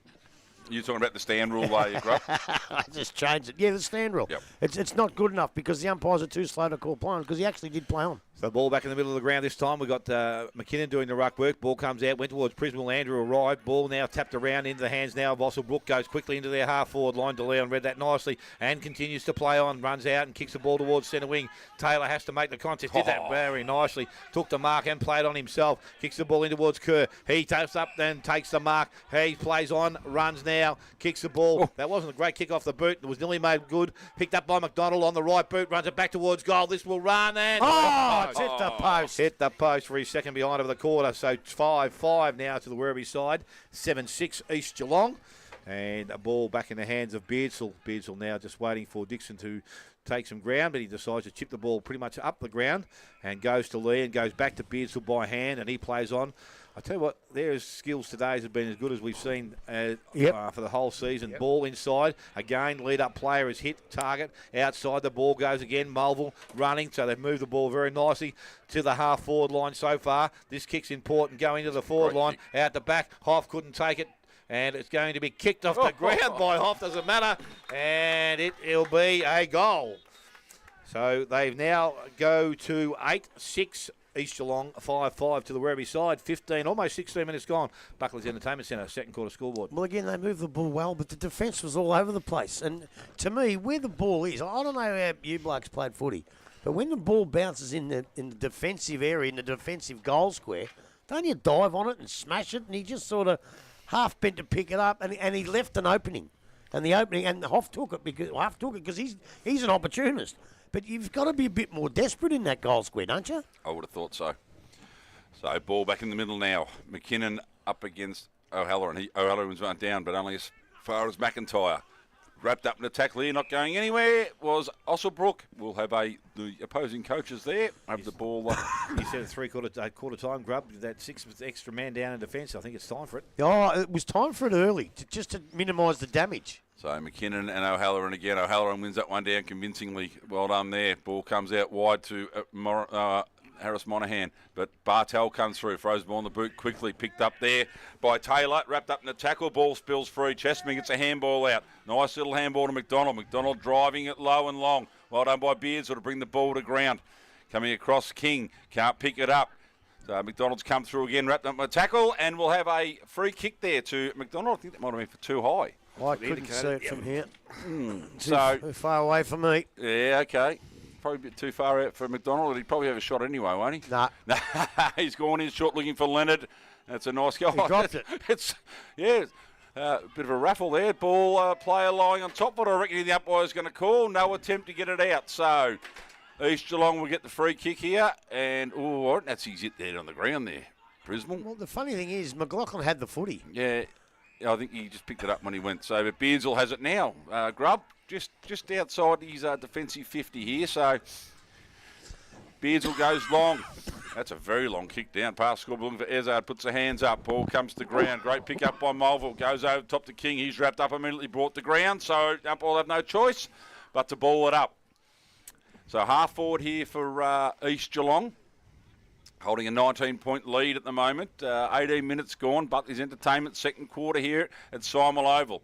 Ball thrown up. Well done by O'Halloran. Brings it down quickly, but McIntyre does well. Drives the ball back into attack. Coming through. Three on one there to Werribee. They've managed to get in each other's way. Picked up. Quick handball out by Monahan. Goes to Mulville. Mulville swings that left foot. And I'll tell you what, there is another one. 9-6 to the East Geelong side, leading Werribee, who are 5-5. And I'm on a signs here, Grubby. Yeah, there is. Again, probably not the back line itself, but you called it perfectly. The Werribee bloke grabbed the ball, and as he went to run through, the three players closest to him were Werribee players, and he couldn't get through them. Yeah, he knocked which it the out. ball was knocked out, and the East Geelong boy picked it up. Have you got our goal of the day, Grub? Not really. Okay. I haven't thought about that, actually. We got the mark of the day. Yeah. You had the play the day before. We'd have no one for that either. So the ball now back with the umpire in the middle. Up it goes. This time Sobey and O'Halloran. Ball into the hands of Crombie. High kick. Travels about 20 metres. Going top off. Thought he had a good part of that, but Murdoch did nicely. Got the ball off the ground. Osselbrook went back and collected it. Handballed over the top. Went looking for Sobey. Big fella was knocked off his feet. Picked up by O'Halloran. Into the hands of Taylor. He lost possession of the ball. Back in the hands of McIntyre. Over the top he goes. Now McLaughlin was tackled by Kerr. Ball comes out into the hands of McDonald this time. He goes quickly into the forward line, coming across. What sort of a kick was read that that, nicely and takes the mark. Tackled from behind. The ball goes towards the boundary line. Monahan leads in the race for the ball, but he'll be happy enough to see it go over the boundary line, and we'll have a throw in right on forward 50. And we're looking at Werribee's attacking end of the ground. He just hasn't made it skill-wise yet, Kerr. But I tell you what, I think he's going to. Yeah, I think he's his gonna. little sidestep was good early on there a couple of times. So from the ruck contest, ball comes down. Monahan, it was Crombie that had the ball. He was tackled very quickly. No prior opportunity in that instance. If he ball back to the continues to umpire. improve, Smithy, he's the bloke you'd like floating around the forward line at St Albans, I would think. Yes. Yeah, good mover. Good mover. Ball thrown up very quickly now by the umpire. O'Halloran taps the ball back. I think that may have been Culliver over the top. Little boot forward. Went to the hands of McLennan. He was called a play on by the umpire. Didn't travel a distance. McLennan? Dixon had the ball and put it out to centre wing. The mark has been taken out there this time by Prismal, is it? And he will settle things down for the Werribee side. So it wasn't. It was Gilbert that went back into their forward. Oh, gee, that was a land and a half. That one. It's going to hurt. I'm not sure why that even happened because he wasn't tunneled or anything, but it was just his feet just went from under him and he was vertical. Oh, yeah, it's just, yeah. He's up. That's Dixon, I think, too. He's up. I don't know how that happened, but he's up and he's going. So I reckon he might be a little bit tender around the back region for a little while. Ball goes back towards centre wing again. Mark not taking out there. Ezard handball goes across, fed that nicely. East Geelong back into attack. Ball went into the hands of Stevenson over the top. He had support there into the hands of Kilby now. Comes across the ground.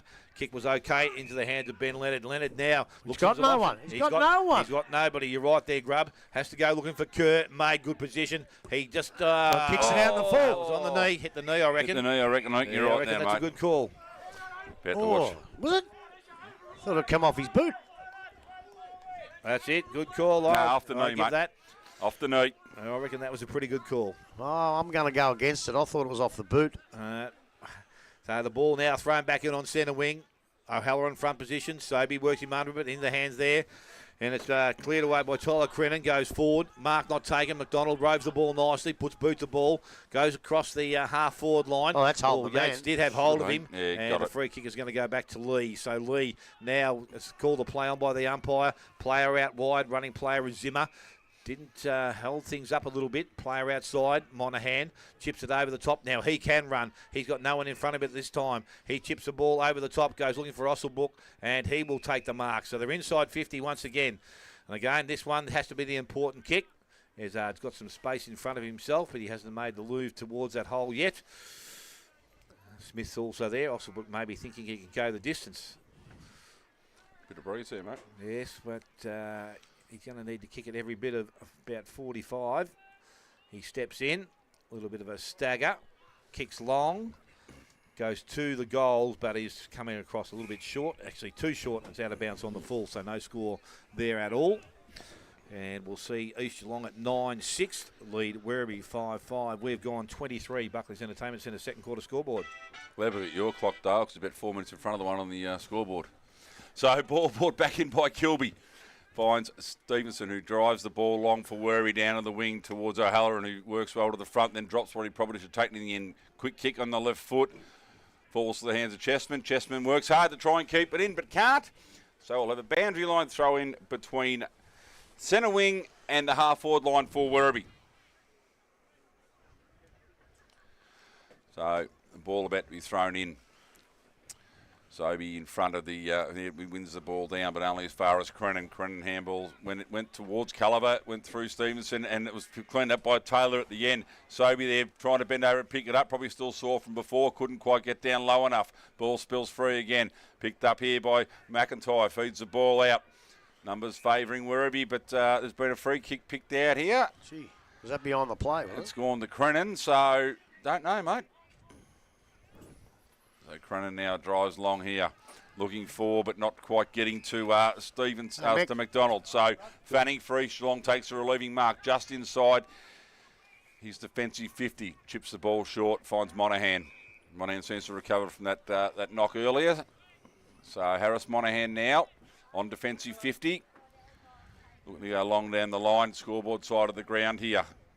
Gets over the back, well done at the front there. That's a grab too. That's a fantastic mark taken by Ezard I again. didn't think that one was. No, he got the first hand, No, I he reckon. didn't. Yes, No, he did. No chance in the world. Look at the replay. Prismal had the first bite at that one for That's sure. a definite mark to Ezard. Ezard goes long No there, chance looking in the for world. Smith. Smith does well, brings the ball to ground, dives in after it, taps it forward, comes out towards Crombie. Crombie's wrapped up, breaks the tackle, gets the ball out. McKenzie gets a handball up and under. Quick kick there by Kilby, comes out again.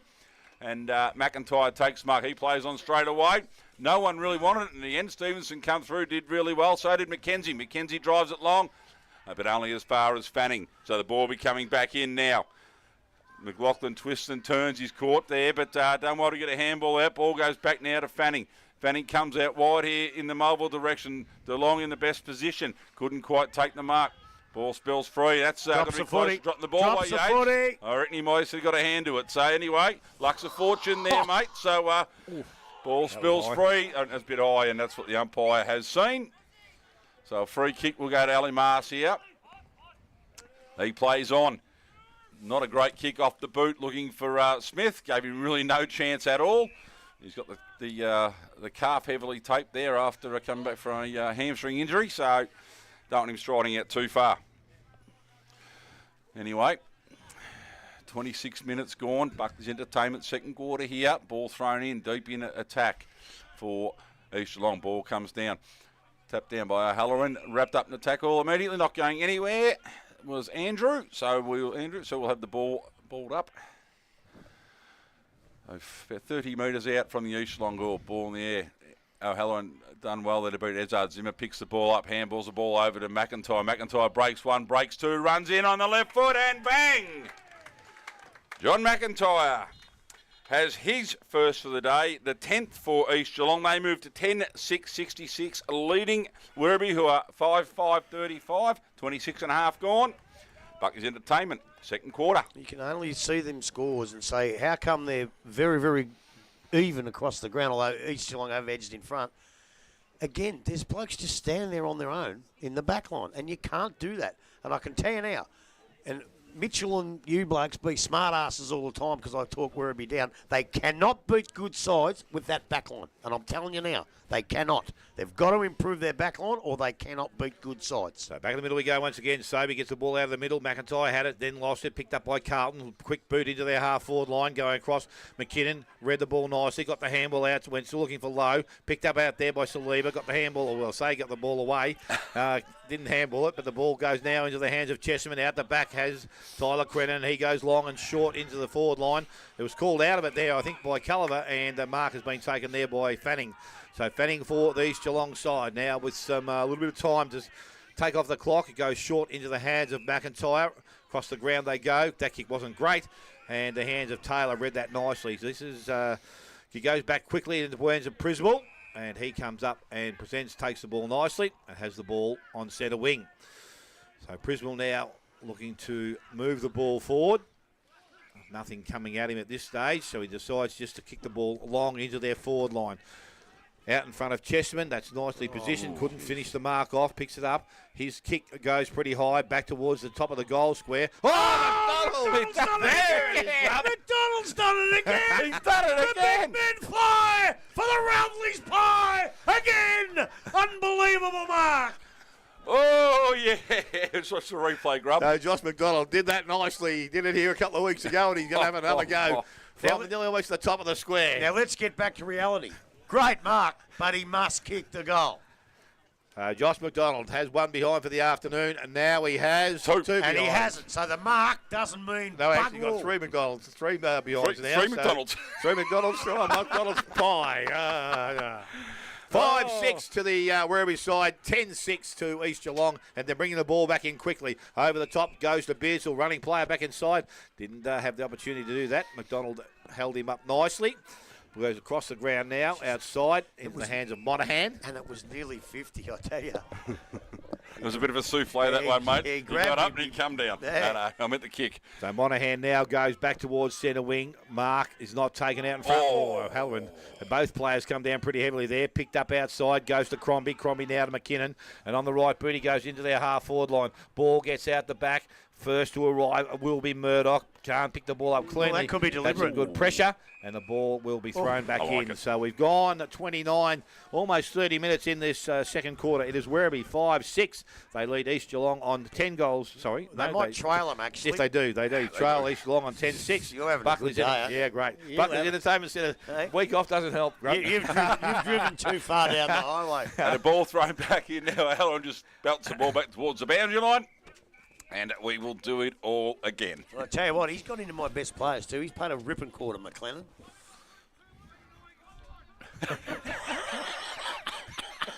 He was their ruckman, wasn't he? He was their ruck. He was East Geelong's ruckman, yes. Won a Whitley, didn't he? Yes, he did. So the ball taken out of the air by O'Halloran. Quick kick, chopped off. Zimmer does well to keep it in front. Crombie comes over and lends some support, taps it along, but picked up there. Oh. Is it that Porter that was? Wrapped up in a tackle, and there it is, the half-time siren. So, end of the Buckley's Entertainment second quarter sees East Geelong 10-6-66, leading Werribee Central's 5-6-36. Goal kickers Dale. Yes, for the home side, Saliba has 3, one each to Prismal and Carlton, as it was at quarter time. And for East Geelong, we have got 2 each to Smith and Ezard, and 1 to King, Andrew, Hoff, Mulville, McIntyre and McKinnon. Take a short break, come back. We'll go through everything that's happened here in the first half and hopefully get something similar in the second half of football. You listen to 94.7 The Pulse, your home of local football.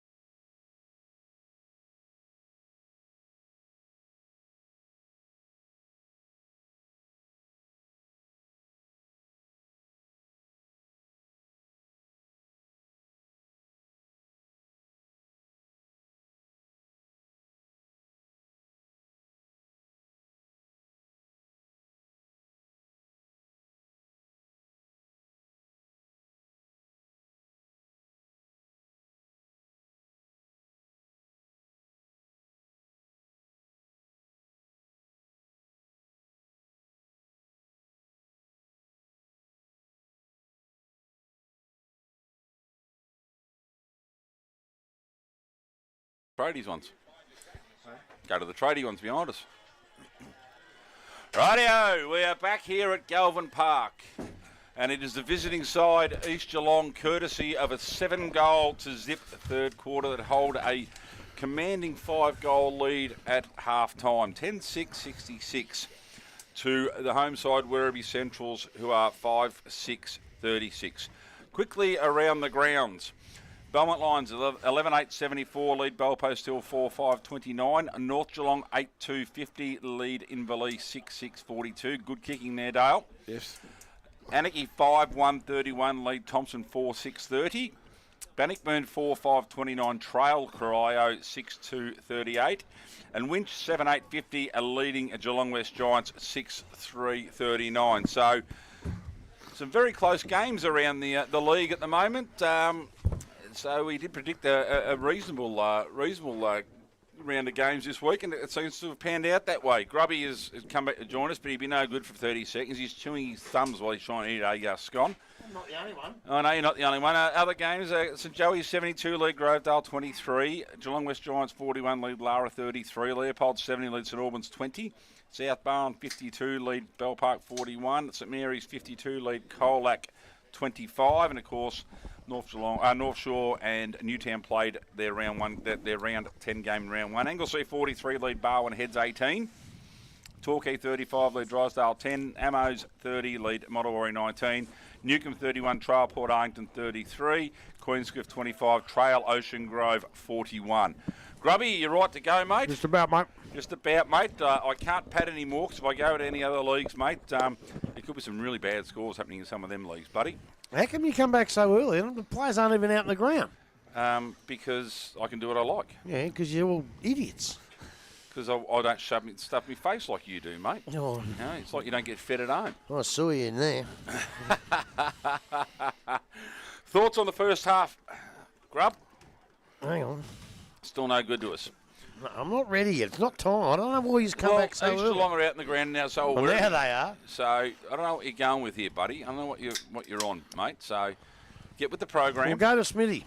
Smitty's got a mouthful of cream cake too. No, I finished mine. You finished yours, Dale. What are your no. thoughts on the first half, mate? Well, I've been impressed with this game of football. I think we've seen some good ones, but I think this is by far the best one I've seen so far.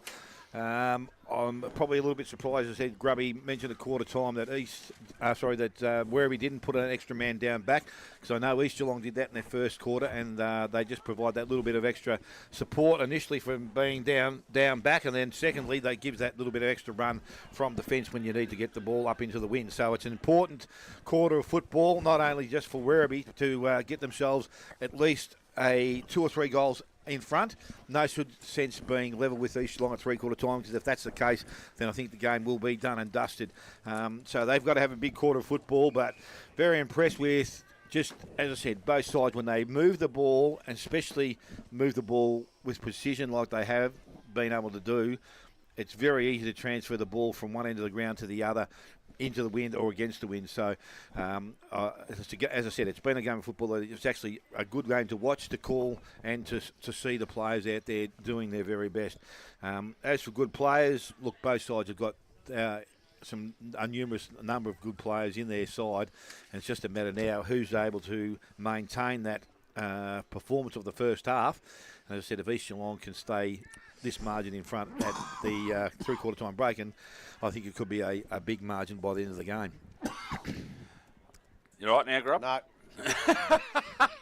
Why did we bring you along? Well, I'll usually get back to setting my paperwork. You come back too early. Well, your paperwork actually blew away before, so, that's...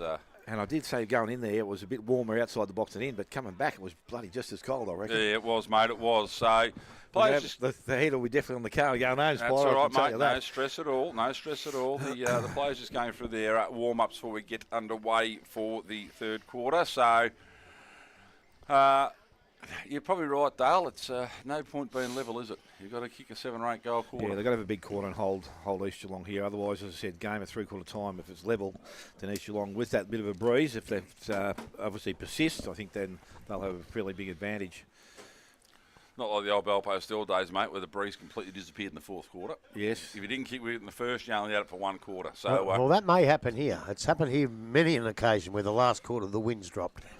So, but look, I think I know they look like they're playing pretty good footy, Werribee, but East Geelong are obviously playing better. But look, if you go back to the first quarter and East Geelong kick straight, then they're in front at quarter time against the wind. And then they perform what they should with it.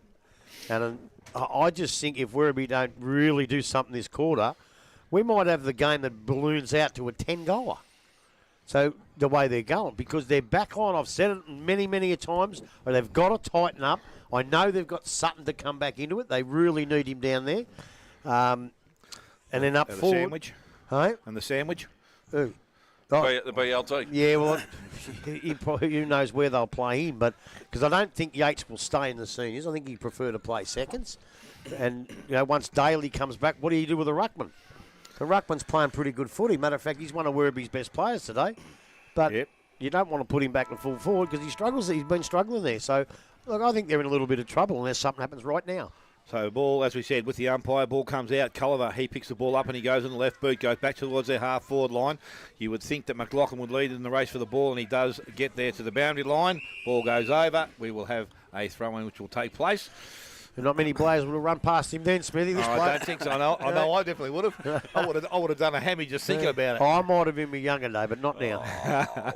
So the ball thrown back in by the umpire, front position taken out there, tapped down by Sobey to McIntyre, did that nicely. He goes back into the middle of the ground. Hoff was going to be favoured by the bounce, but it went to the hands there, and it's going to be cleared away there by Camilleri. Camilleri's kick was okay. Pattiard just taking the mark, handballs outside. Murdoch with the ball now, and he goes into their forward pocket, a little bit wide for Saliba. The ball runs over the boundary line, and we will have a throw-in, which will take place 20 around from the goal square.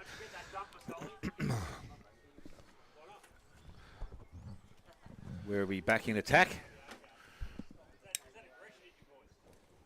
So the ball now with the umpire to be thrown back in. Does so now. Sobey back to the front of the contest. Leading the race for the ball is Crennan on the left boot, looks up. That's a nice kick if O'Halloran can get there, but it didn't matter because he had a McKenzie in assistance, and he has taken the mark. True centre half forward position, and will kick from just inside that 50-metre line, if that's 50. It's not quite, I don't think. But look, this kid, I thought he played a little bit better in the first quarter. Didn't see much in the second quarter, but I thought he went all right in the first quarter. So, again, he's got to lift his game as well. So an early opportunity for them to score here in the third quarter. Looks at goal, kicks long, looks straight, and it will be no problem at all. It is straight through the middle. His first of the afternoon, and the 6 now for Werribee. They move to 6-6. They trail East Geelong on 10-6, and almost 2 minutes gone to Granny Cycling Sports' third quarter scoreboard. Well, again, like East in that second quarter, they've got the first one with the wind in about a couple of minutes, and that's exactly what they needed. Obviously, they've got a few more to come if they're going to, as you said, not draw level, but get in front. Although, if the wind drops, you never know. But, good footy by Werribee. They look to be playing okay. They don't look to be 4 goals down, but guess what? They are. Probably the true comment just come through there. Grubby would have coat hanging if he rang past him. Who? You would have coat hanging McLaughlin. Oh. Ball back in the middle now. Sobey and O'Halloran. Sobey wins that one down. Punch there, but it lands in the hands of O'Halloran, who drives them Werribee forward again. Good punch over the back there by Pattiard. Does his own roving work. Picks it up. Handball through there. Saliba tries to get it out. Comes to Monaghan. Monaghan wrapped up in a great tackle straight away. Umpire say no prior. That's fair enough. Which is a very, very good call. So that Pattiard, I stood here watching him at training on Thursday night. He's actually taller than you think. The Dale and I said about Correa. We thought they're all 5'9". Yeah. Ball in the air now. So Sobey and Prismal. Prismal just belts it forward. Crombie leads in the race. The ball does well there. Wrapped up. Taken over the line. Well, the boundary line throw in and getting a bit willing down the forward pocket there. Boys just discussing what they're having for tea tonight. Well, one of them may well be going to the Hotham Hotel. Well, could well be too, mate. So the ball to be thrown back in. Or take each other. Well, they could too, mate. That's what they're discussing. So Prismal and Sobey. Sobey wins that one out very, very well, but only far as McKenzie. McKenzie gives the ball over to Kilby. Kilby drives it in, and was that a mark? It was too. So, sorry, it wasn't. Stevenson, sorry, takes the mark, drives the ball long. Kerr in front position. Ball comes to ground, picked up there by Taylor, smothered off the boot. Ball running for Saliba. But no, it has gone through for a minor score. So it takes Werribee to 6-7.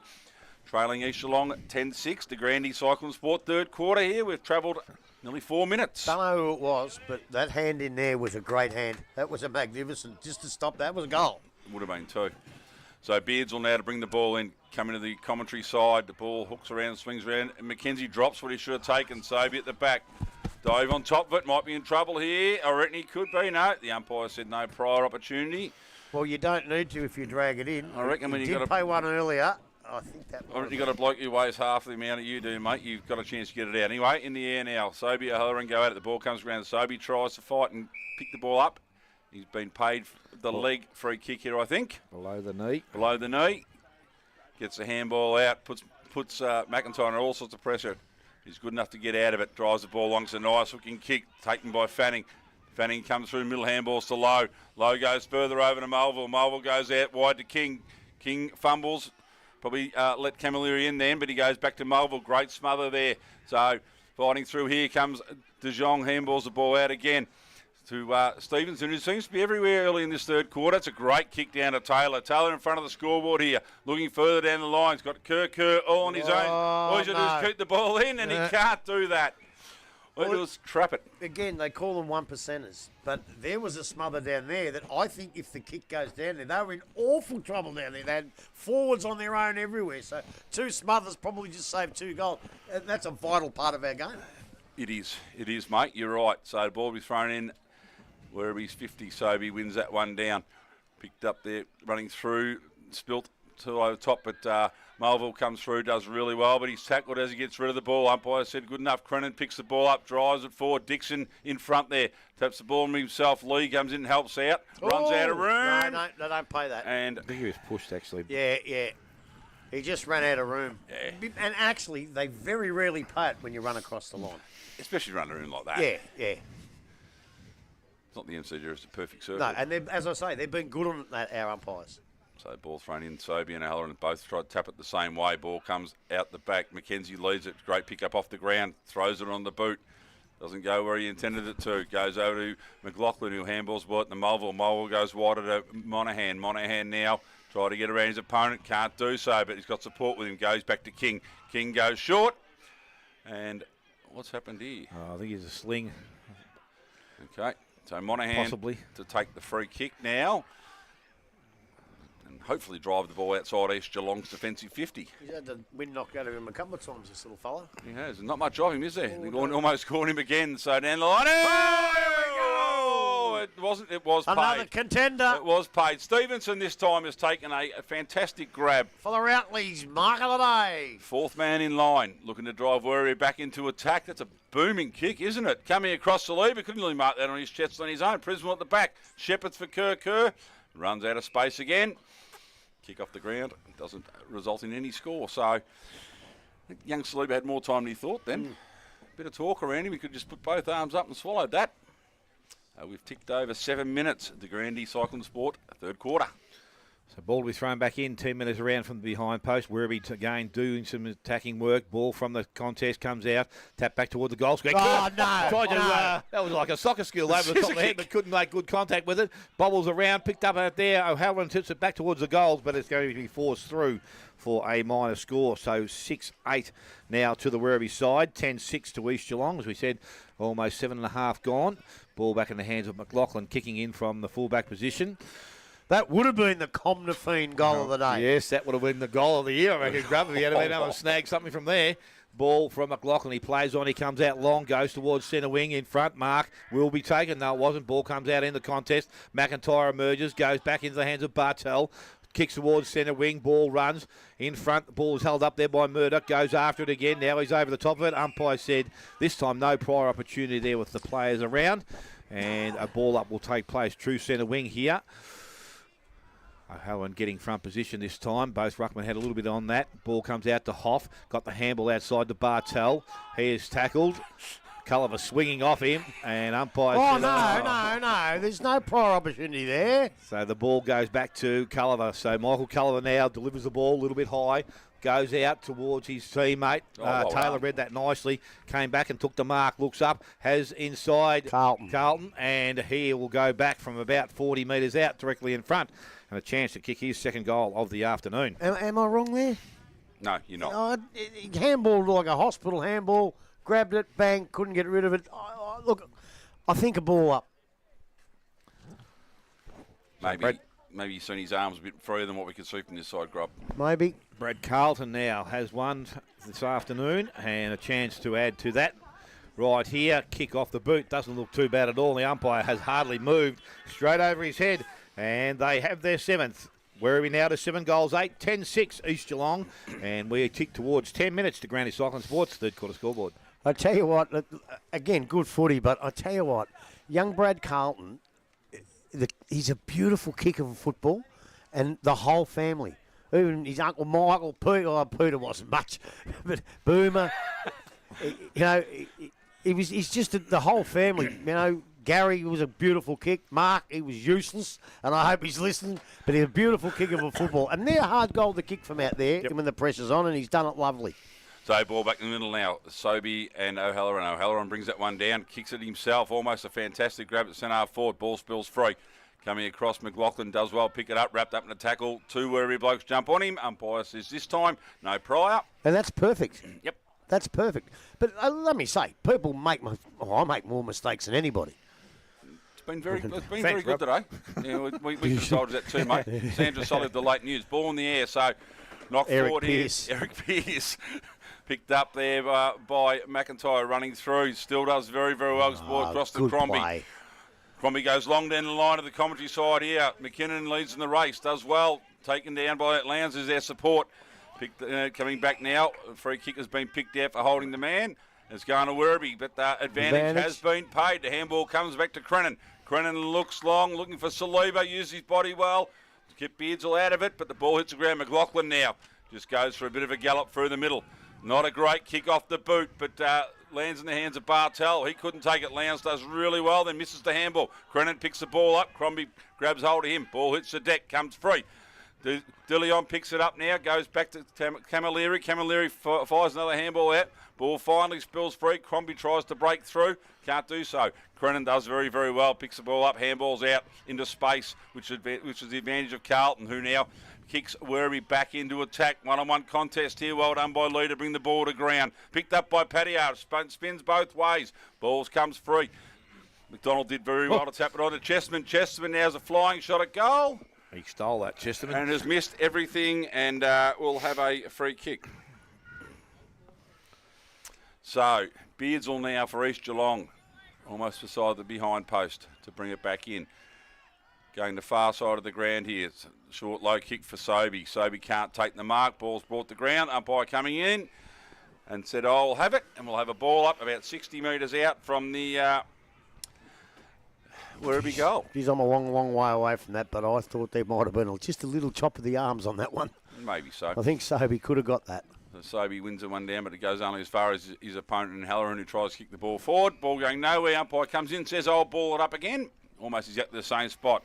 We have ticked over 12 minutes. The Grandy Cycling Sport third quarter here at Simon Oval. Sees the home side Werribee trailing East Geelong by 16 points. Ball up in the air. Halloran does really, really well. Brings it down to ground. Picked up there and kicked long by Chesterman. Chesterman in the middle. Kerr flies. Brings the ball to ground. Beardsall picks it up. He's wrapped up immediately. Kerr, there's a 3-on-1 contest here. Leonard does well. Keeps it in. But, coming across as that's low. not a sling tackle. Coming across as low. Touched him. And with the 9.7 from the Russian judge, he's got the gymnastics there. Almost a perfect score. So low goes in shortly for Fanning. Completely misses. Goes to back Camilleri. He's tackled as he goes to kick it. One umpire says play on. The other says it's a free kick. I probably would have gone with the latter myself. So yeah, I reckon he took a couple of steps. Yeah. So I think that's where your prior comes in. Andrew comes across here and finds Bartel. Bartel plays on. That's a horrible kick there, looking for Lowe, but picked up by Camilleri, who goes back to Murdoch. Fantastic smother there by Lowe, brings it around. Patios does well, runs onto it. Coming back the other way is Andrew again. Ball spills out the back. McDonald in the best position, gets it, handballs it out. Paddy Arch picks it up. The umpire said no, he didn't handball it. It was dropped. That's got to be 50, is it? No. And Well, you know what? It on. should be, because he knew damn well that the No, umpire paid a free but kick. the umpire then has gone with the other decision and said it was play on. Oh, he's So- called a play on. Yes. So one called a play on, one yeah. called the free kick, Yeah, and fair enough. they let it go. Fair enough. Anyway, ball in the air now. Halloran does really well. It's 2 hands to that. Knocks it forward, looking for Carlton. Coming across there was Monahan, done really well. Ball comes out wide now to McLaughlin. McLaughlin comes long down the line for King, but Yates is in the way, puts those big arms up and takes a fantastic grab. So Yates, about 70 from his own goal, sinks the slipper into it, comes off the side of the golden boot, and off she goes into the cricket net scrub. Well, I haven't seen that for a very long time. The free kick's almost going to be where he kicked it from. Oh, don't kick with glass slippers. So, the free kick to be brought back in. In long down the line is the call. So, that's where the ball heads. Yates, but there'll be a free kick, I reckon, paid to Ezard there for a hold, and that's what has happened there. So, See- Ezard. When you got a big bloke like Yates going for a mark, you don't need to hold Ezard, even though he's a good mark. You just let him go. So Ezard goes long down the line here, looking in the McKinnon direction. McKinnon puts the hands up. He's beautifully outpointed there by Gilbert. So Gilbert for Werribee has a chance now to drive them from the half-back line into their forward line. So looking down the ground. Did he play last somewhere? Yep, that's where he goes, long down the line. Coming from behind there was Dixon with a great big fist. McKinnon on his own here. Turns around, kicks it long in the Smith direction. He's in front. Here's the space taken out by his own teammate there. But I tell you what. Off. Oh! Wow. The Hoff. The Hoff. What was that one, Grubby? That was a kicked it out of his ass. That's what that was. That's the 11th. He's just stuck the boot on it. But I tell you what, no matter whether it's a fluke or not, it is a contender for the Comnafine goal of the day. So, Bit of carnage in the forward line there they too. took out each other there, didn't they? Who was that that came across? Was that Andrew that came Andrew, across and yeah. took Smith out? Took So, Smith out. Yeah. 11-6 now, East Geelong leading. The Centurion, 7-8-50. We've gone nearly 16 minutes. Grandy Cycling Sport, third quarter. Players both back up, which is good. Both up and a little bit rusty, but they'll get through. So the ball back in the middle of the ground, as we said. The umpire throws it up. McKinnon's in there doing the ruck work now. Comes out towards Culliver. Carlton's there in support, but goes the other way, and that's Taylor. He loses the ball out wide, goes a little bit too heavy with the ball. Zimmer leads in the race for it now. Has options back inside, uses McIntyre, nice kick. Didn't quite take the mark, but has time to go back and collect it. Now he needs to get rid of it and does so. Kick up forward. Andrew presents and takes the mark. He looks at his options, moves quickly across the ground. That's a great kick. Straight into the hands of King, but he put it down. So the ball turns over now, and it's down. Murdoch from defence runs the ball back towards centre wing. Taylor leads in the race for the ball. Mars is right beside him.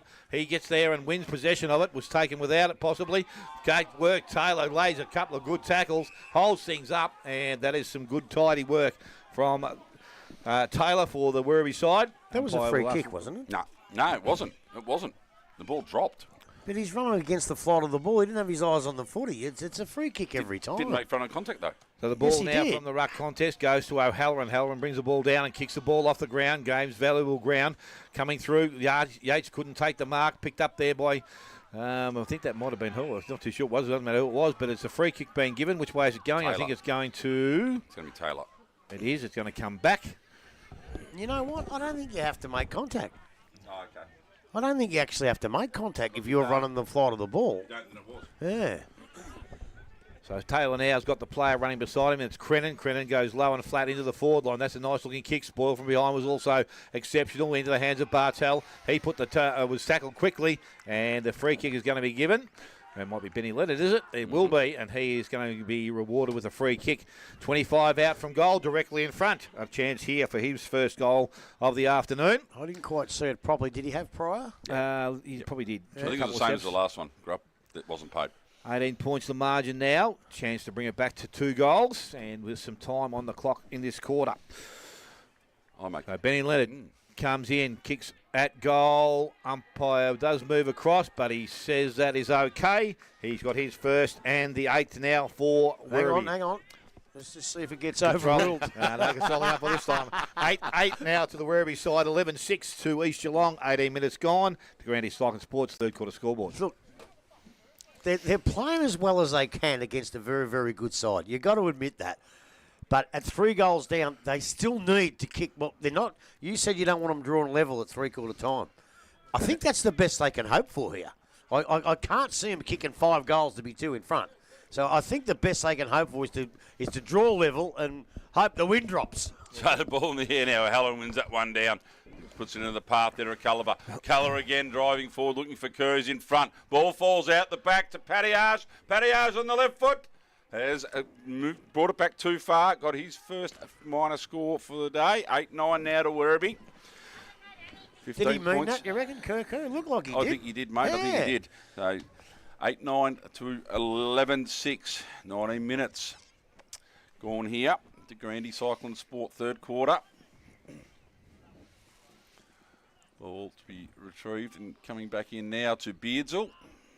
Gives Werribee a chance to set up and force him to, well, probably kick long. Oh, he's kicked it short to McIntyre. Made him work for it, but McIntyre was good enough. See, you cannot leave McIntyre sitting on his own. He comes across and goes to Bartel. So Bartel plays on. He's about to get run down. Done well enough to get the ball to it, but no an advantage really. Running on his lounge. Done well. Got good support by McKinnon. McKinnon goes over top to Huff. The Huff can run with it. Has a look at goal and has kicked a minus. Oh, no. That was a minus. That was a point. That's a point. Yeah, the goal umpires called it. I think he called it a point. The central umpire said no. No, it goes down as a minor score. So that is 11-7 now. So the ball brought in quickly. We're on the outer wing here. A couple of contests. Dixon does well. Picks it up. Gets a handball across to Fanning. Fanning goes long, ill-directed. McKenzie comes the other way, does really well. Another great smother there. Quick handball through, finds Carlton. Carlton does run well to evade one. Goes long down the line, but Crombie is the only one home. So Crombie for East Geelong, steady up, chips the ball across to Monaghan. Monaghan now could go short to low, probably a bit too long now. So he decides to go back out to Crombie. So Ben Crombie now steadying up for East Geelong. Low still floating around the centre. Decides to play on, takes on his opponent, does well, and goes very long down the line, but completely ill-directed. McKenzie drops what he probably should have taken. Falls in the hands of King for East Geelong. He goes long. Smith does well with the body. Hoff does well, gets a handball out here. Melville chips the ball up here, looking for Lowndes. Lowndes flies, ball comes to him. Andrew comes across, couldn't do much with it, but this is a great turn of pace there by the coach. He goes back to Lowndes. Lowndes goes with the banana. Not enough on it. Hits the behind post. We'll have a throw, and it's a good bit of pace by Osselbrook there. It was, and I just want to point out what I've been saying about running to the wrong spots. The ball bounces, 3 players there. 2 Centrals players go for the ball. It leaves the other bloke to pick it up. There's someone on their own. You can't all run to the footy. Fair enough. Ball thrown in. Izzard tried to grab it out. Picked up there by Werribee, and then Halloran then just taps it down to De Jong. He runs through. He has a bit of space, bit of time. Goes handball out to Stevenson. Stevenson long down the line. It's a nice-looking measured kick, but a great spore from behind. Ball that could be too high to King, I reckon. Could be a free kick, and they're going to pay advantage here.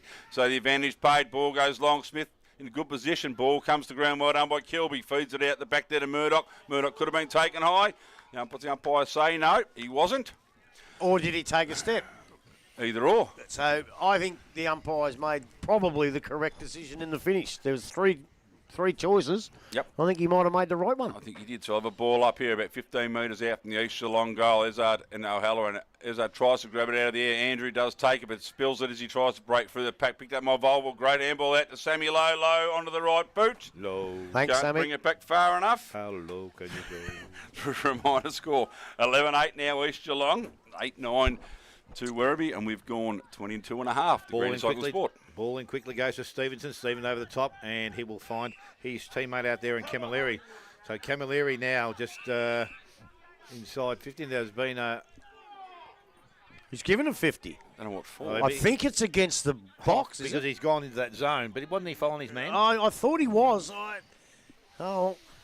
Anyway, the ball doesn't matter now. It's been transferred down the other end of the Oh, ground. there's a Ball free. goes in quickly. Right in front of and the other umpires. It was right in front of one. And the other bloke Let paid it it. go. But I must admit, I think he got it right. I think he pushed him over. But Oh, I don't reckon. It was a tangle of feet grub, but anyway, it could have been paid. well, it was, but not by the umpire in charge. Right there. Yeah, that's a 50-50 one. He obviously thought hey, he's been pushed, so he's paid it. So, look, I still don't mind that. Okay. It wasn't just a tiggy touch it from 50 away. Let's just hope at half-time McDonald swapped his boots over and put his right on his Well, left that's and left on his right. That's the key here, yeah. So Forget McDonald about his mark. Comes in, kicks that goal. And this time got I it, think I he think. has success. Umpire said it is okay. He has got his first of the afternoon. And the ninth now for the Werribee side. They move to 9-9. They trail East Geelong on 11-8. 24 gone. The Grandy Cycling Sports third quarter scoreboard. And I tell you now, it really, he looks like a cheeky little bugger, and he is, and he sometimes gets involved in that.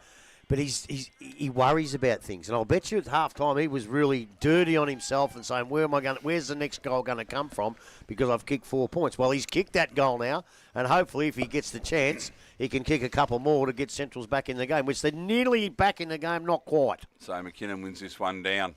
Shark by Culliver, who then has it pinched off him by McIntyre. Ball's on the ground now. McIntyre and O'Halloran just in a bit of a rugby scrum there. Ball moves forward.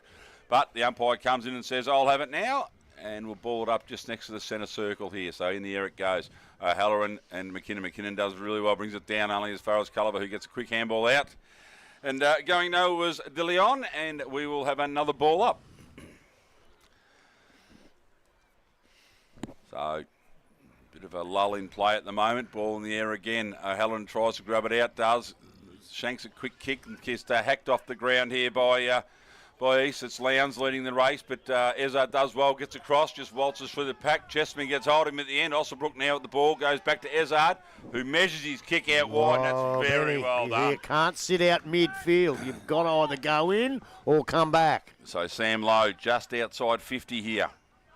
Looking at his options. I think the players will look straight into the sun with this kick too, so won't be an easy one to mark. Coming out with Camilleri, another mark who's of the day taken contender. a fantastic grab. Yeah, for the Routley's pie. The big men fly. So take Camilleri now.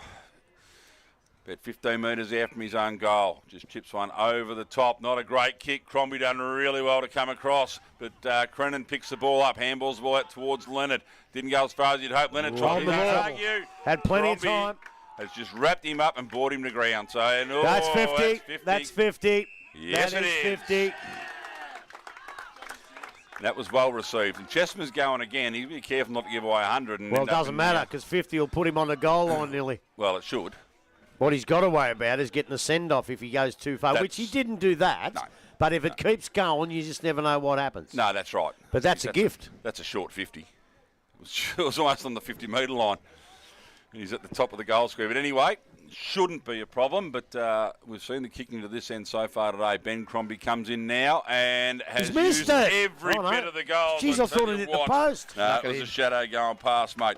So Crombie gets his first. East Geelong at their 12th. They move to 12-8, leading Werribee, who are 9-9, and we have gone 26.5. Well, Granny Cycling Sport. A couple of big decisions went against Werribee at that stage, and they were there.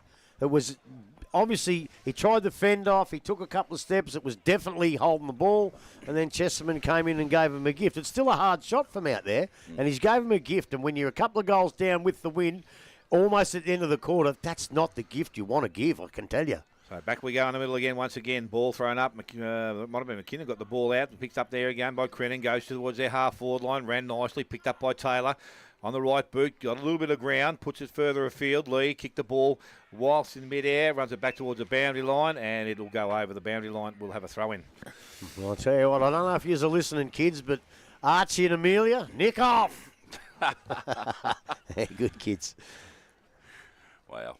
So the ball to be thrown back in, 30 around from the Werribee goals. Again, ball from that ruck contest, picked up there nicely by Bartel. Handballs it, goes back inside, outside to Zimmer. Zimmer back to Bartel, and Bartel from the half-back line delivers the ball towards centre wing. In front, Mark is taken out there nicely by Stevenson. So the ball will come back, put a bit of pressure on his teammates because it wasn't good, but he's able to win the ball back now and goes across the ground into the hands of Murdoch. So Murdoch not much further afield than where that last possession was taken, but he's got possession for the Werribee side.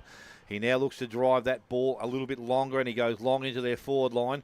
Saliba up over the back, into the back, picks up there by Beardsall, goes back to McIntyre.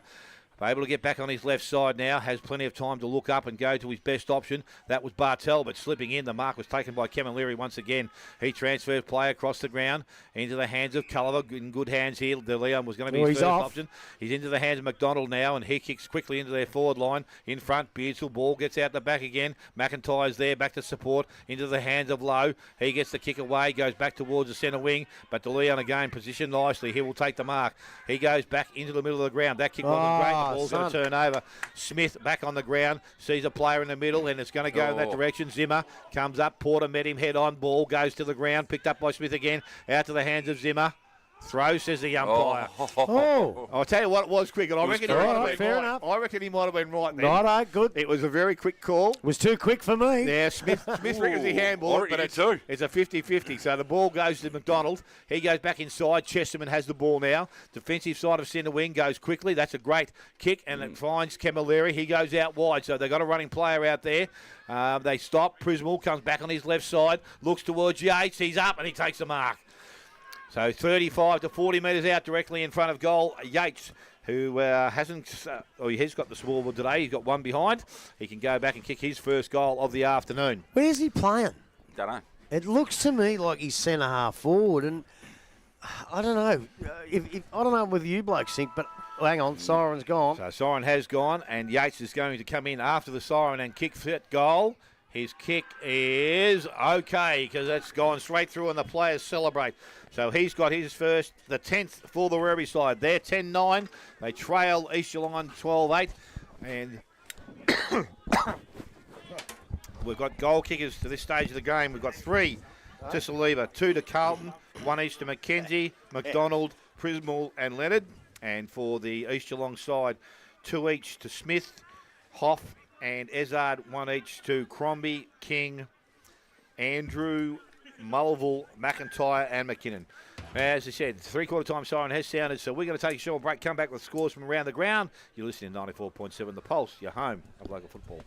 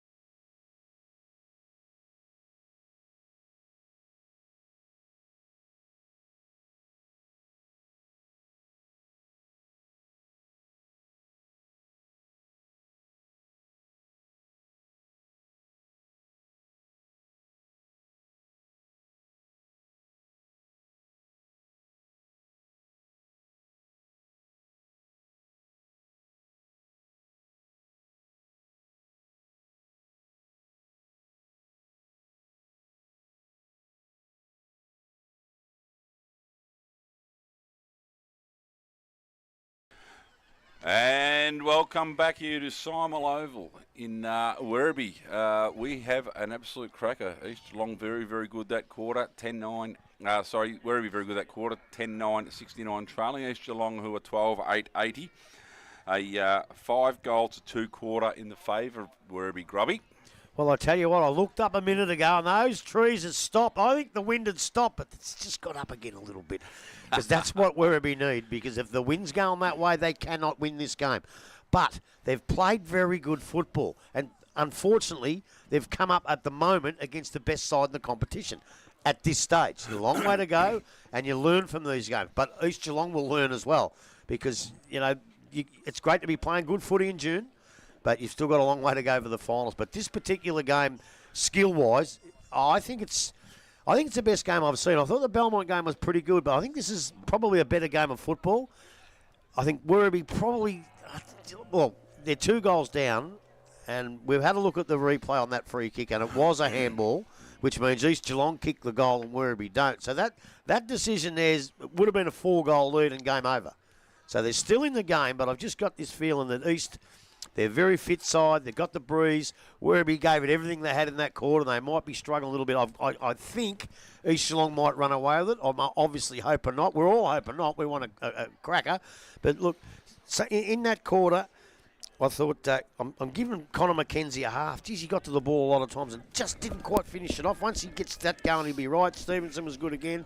McDonald looked dangerous. Culliver hadn't played the greatest game, but he played all right in that quarter. Crennan was terrific again, I thought. And Camilleri was wonderful as well. Benny Crombie, he just gets better and better as the game goes on. King was good. Dixon was good. McIntyre, I thought McIntyre in the first half wasn't the great John McIntyre, but that quarter he was. So, we've all lined up for a great quarter, and let's hope the wind just drops right now. Please. Quickly around the grounds, Belmont 111, Belpost 249, North Geelong 65, Inverleigh 81. Dale, go. Ball back with the umpire now. Game to start in the last quarter. Race Ruckman go out of the game. This time tapped away by O'Halloran into the hands. Prismal comes through, picked up by Carlton. Got the hand to Chesterman. Chesterman's kick wasn't great. Goes outside. Zimmer runs onto it. Time back inside with a handball. McLaughlin comes through the middle of the ground, goes long into their forward line. Did nicely there. I think that might have been Stevenson. Go ball from the defensive work now outside to McKinnon. He leads in the race for the ball. Can't trap it. Ball now with DeLeon. He runs it back towards the boundary line. Boundary line wins out. Ball goes over. Thompson 30, Anakie 45, Bannockburn 50, Corio 39, Winch 83, Giants 46. You have to worry about that handball from Porter, don't you? I don't know where he was going, but boy, jeez. Back with the umpires, we said, about to throw the ball back in. The ball in the forward line. This time East Geelong's attacking end. Comes back to the front of the contest. Culliver around the body. Good smother there. Sam Lowe. Ball goes back over the boundary line, so we'll have a repeat of the last. I think it was a bad smother. Because I think he was going to kick it straight into the crowd, Culliver. I think he cost himself a free kick. So ball thrack with the umpire, thrown it back in. McKinnon front position. Player coming through was Carlton, got the handball away. Prismal over the top, did that nicely. Back to Stevenson. Player running inside there was McKenzie, so they run through the middle, and it's Carlton once again. Took a bounce, took a long kick into their forward line. That's well done. That's a good kick. Kerr has taken the mark about 40 metres out, or 35 metres out, I would say. And he can go back and start the quarter well for the Werribee side. Just see the way they move the ball that time. And they've done it on 5 or 6 occasions. If they can do it more often, they can win. But East Geelong, obviously, they can play football as well, and they stopped that. But, geez, that was good ball movement. So this will let us know where the wind's at in this final quarter. Kerr from about 35 to 40 metres out. I don't know. Directly in front. I don't know. I'm a bit worried about this kid's skills just yet. Righto. But let's have a look at him. From about 40 metres out, he kicks at goal. Didn't come off the boot all that well, and it's going to wobble through for a minor score. You're right, Grub. He'll get them. Don't worry. They'll come. Went out of bounds on the full, mate. There you go. I read that totally wrong. I thought that was I was with you, but...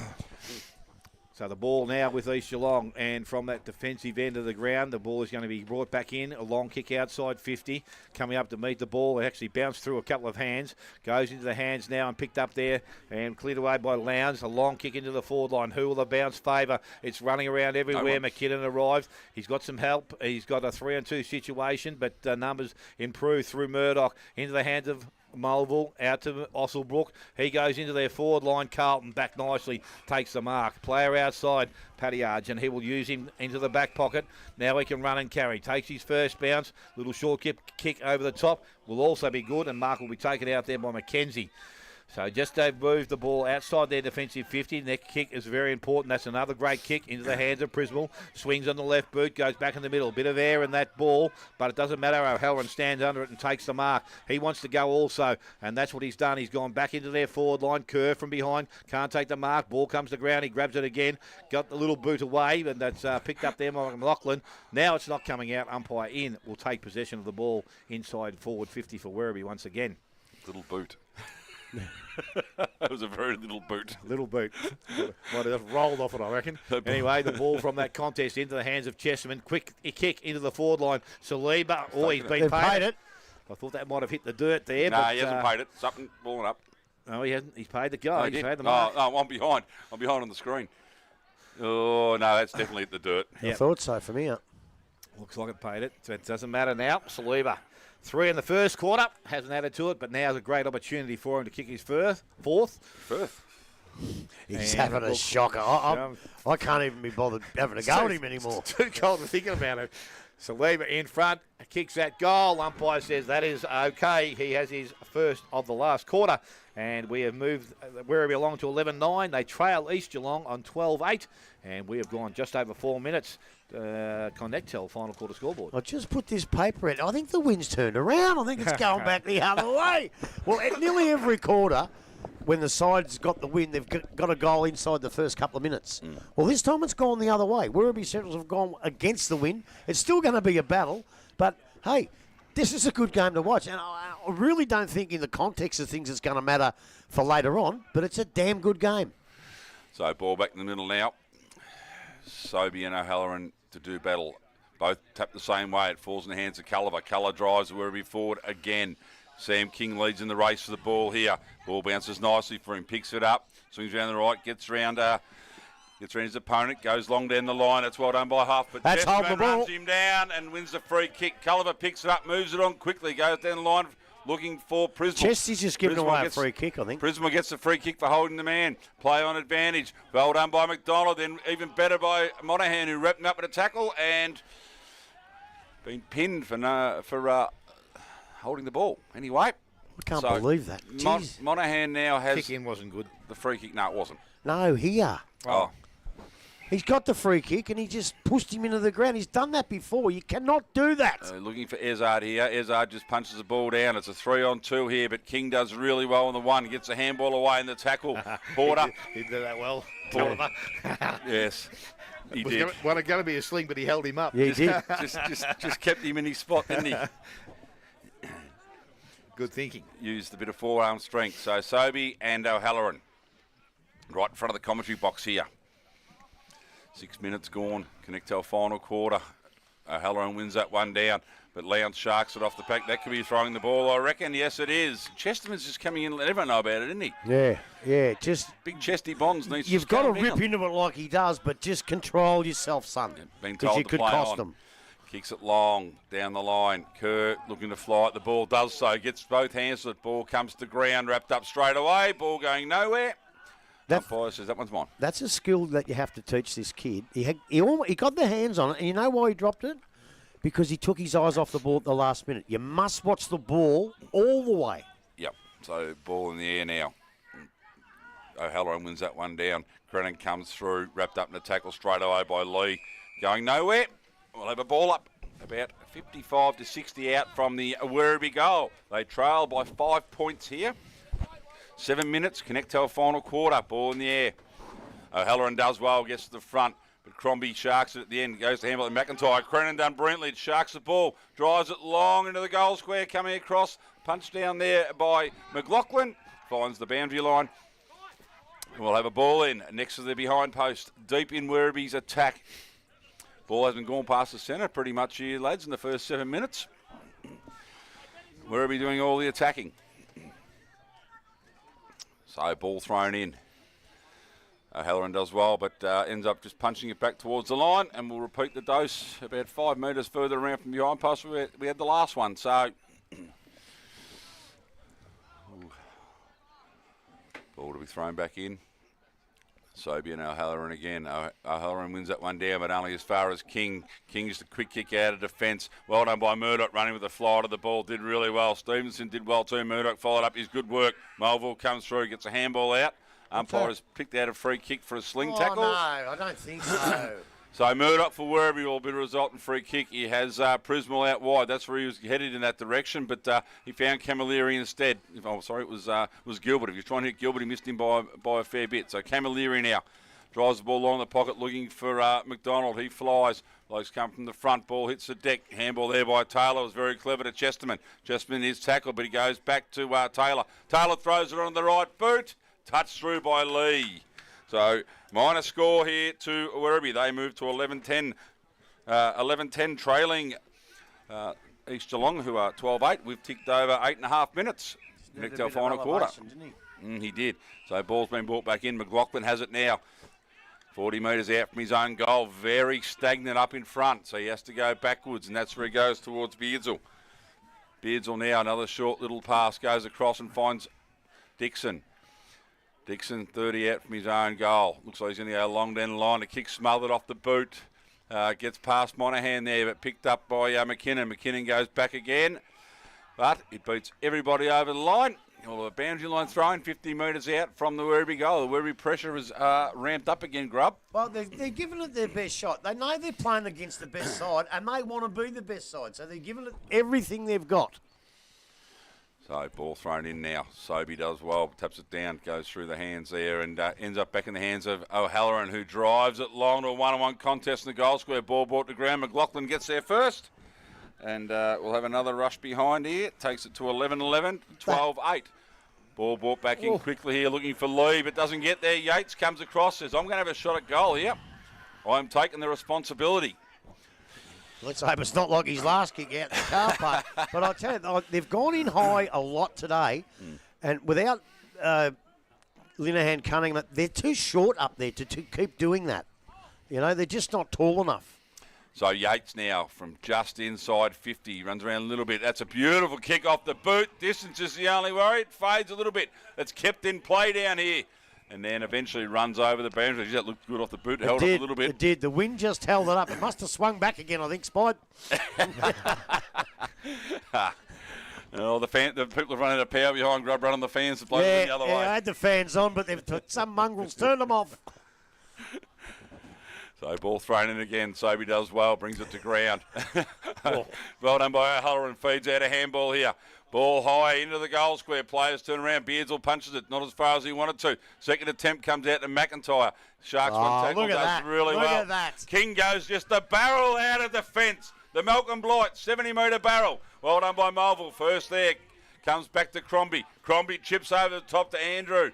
Andrew now steadies up, waiting for players to get down in front of him. Decides to chip the ball at the Melville now and set it up. Aussie Melville, where's he going to go? He's going to go in towards his skipper there, McIntyre. It's a horrible kick. McIntyre does well to go to Sobey. Sobey with a bit of time, chips it up, ends up all right because McLaughlin now has the ball. Just defensive side of the centre circle. Now he goes long, looking for Smith. Gets over the back and takes the mark. I don't know if he was looking for him, but it fell in his hands. It just fell there. The big fella from Werribee O'Halloran, he went up, but he just couldn't get his hand on the footy. The ball just got hold of the wind, just got on and pushed it over the back, and Smith just protected the space and said, I've got the ball. Well, he's an opportunist, isn't he? He's one of those blokes that if anyone's going to mark them ones, he is. So Zach Smith coming in now to put the margin out to 9 points. Comes in, kicks her. He's pulled to the left a little bit here, and that's what he has done. So squandering the chance. 2-2 now to Smith. 12-9 to East Geelong. They lead Werribee on 8-8. 4-point ball game, and we have gone 12 minutes. Connect our final quarter. It's funny because some of their play where they move the ball quickly, when you do that, the wind doesn't count if you keep it low and keep it moving. And they've done that pretty well.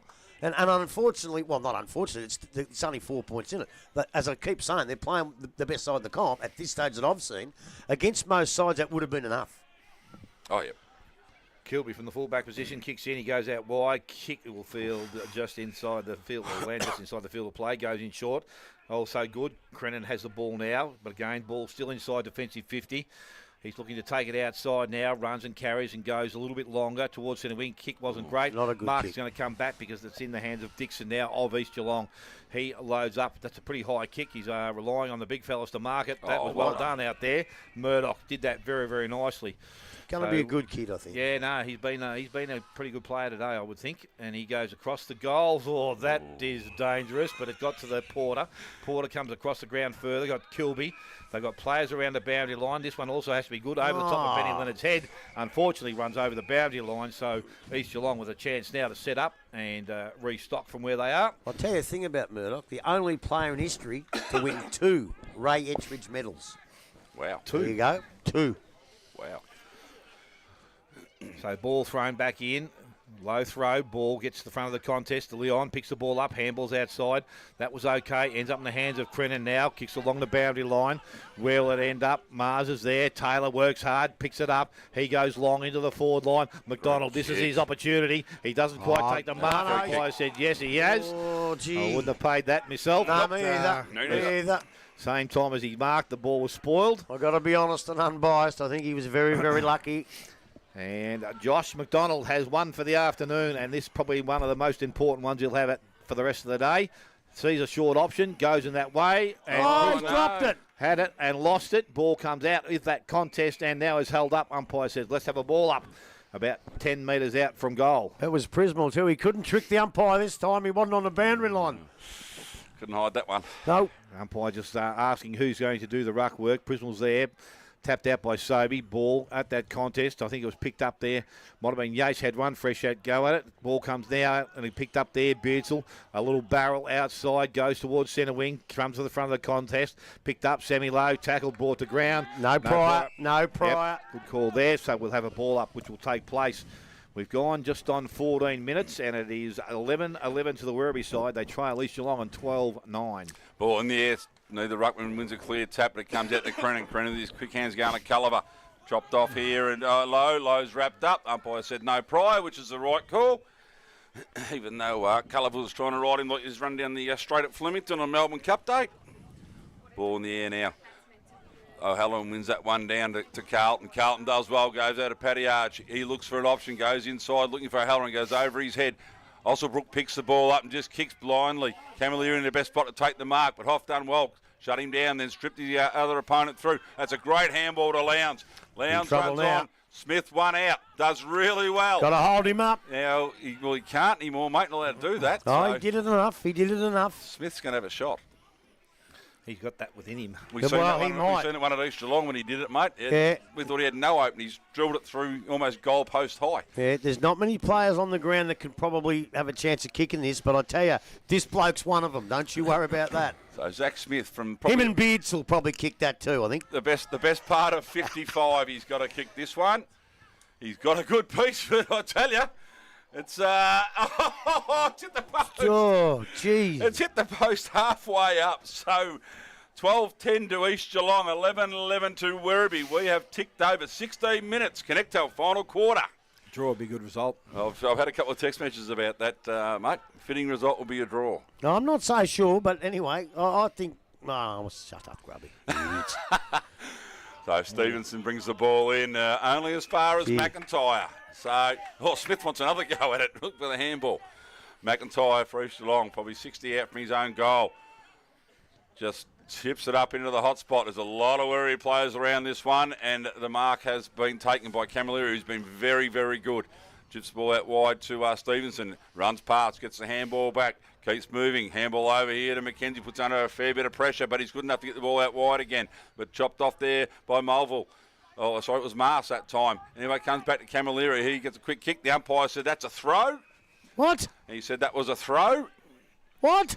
You heard me. I wanted you to say it again. It was a throw. Watching the replay, I can't really tell. But anyway. Where's your theatre? What theatre? You're supposed to say it one more time. There's a throw, you idiot. So Ali Mars will take the free kick now. He just chips it out wide. Just a bit of possession footy here. Swing around the left foot, driving the ball in long. Smith flies, gets through his hands. Eshard done really well. Handballs to Andrews. Could be in trouble if he doesn't get rid of it. He does get rid of it. Taps the ball forward. Desperation from both sides here, deep into East Geelong's attack. Pick the ball up, could be a throw too, I reckon. What? That was a flick pass. What? That was a flick pass. That was a poly. That was the poly, the old flick pass. They've got a Werribee player down on the other side of the ground here, Grub. Can you pick out who that is? I can't see. Where is it? Over the other side, look towards the post. The goalpost. Oh, okay. Leon takes the mark. Had a little bit of air in that one. Mackenzie, is it, or Kilby? Kilby, is it? Kilby. So, De Leon now has a chance. Just chips the ball over to Leonard. Leonard takes the mark. 60 out from his own goal here. So, players slowed right down. He looks to come long down the line here.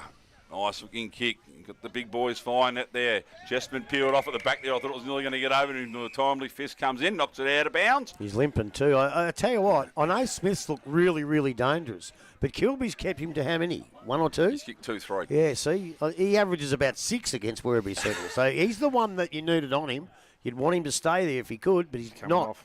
The ball thrown in now. O'Halloran tries to grab it out. McIntyre just punch feeds it away through the pack, gets a handball across, does well. A bit on this handball back to Lowe, but he's put the long arms out, done really well. Chips it into McLaughlin. That should be a free kick for front on contact, I would have thought, but ends up in the hands of Fanning. Great handball to McLaughlin. Here goes Long. Smith at the back here. Just used the body to give a little bit of a nudge. Well done there by Porter. Done really well. Done really well. What's the umpire going to say? Play on and kick off the ground here. Zimmer lands in his arms. Couldn't take the mark. Probably should have. Feeds a handball at the back here to King.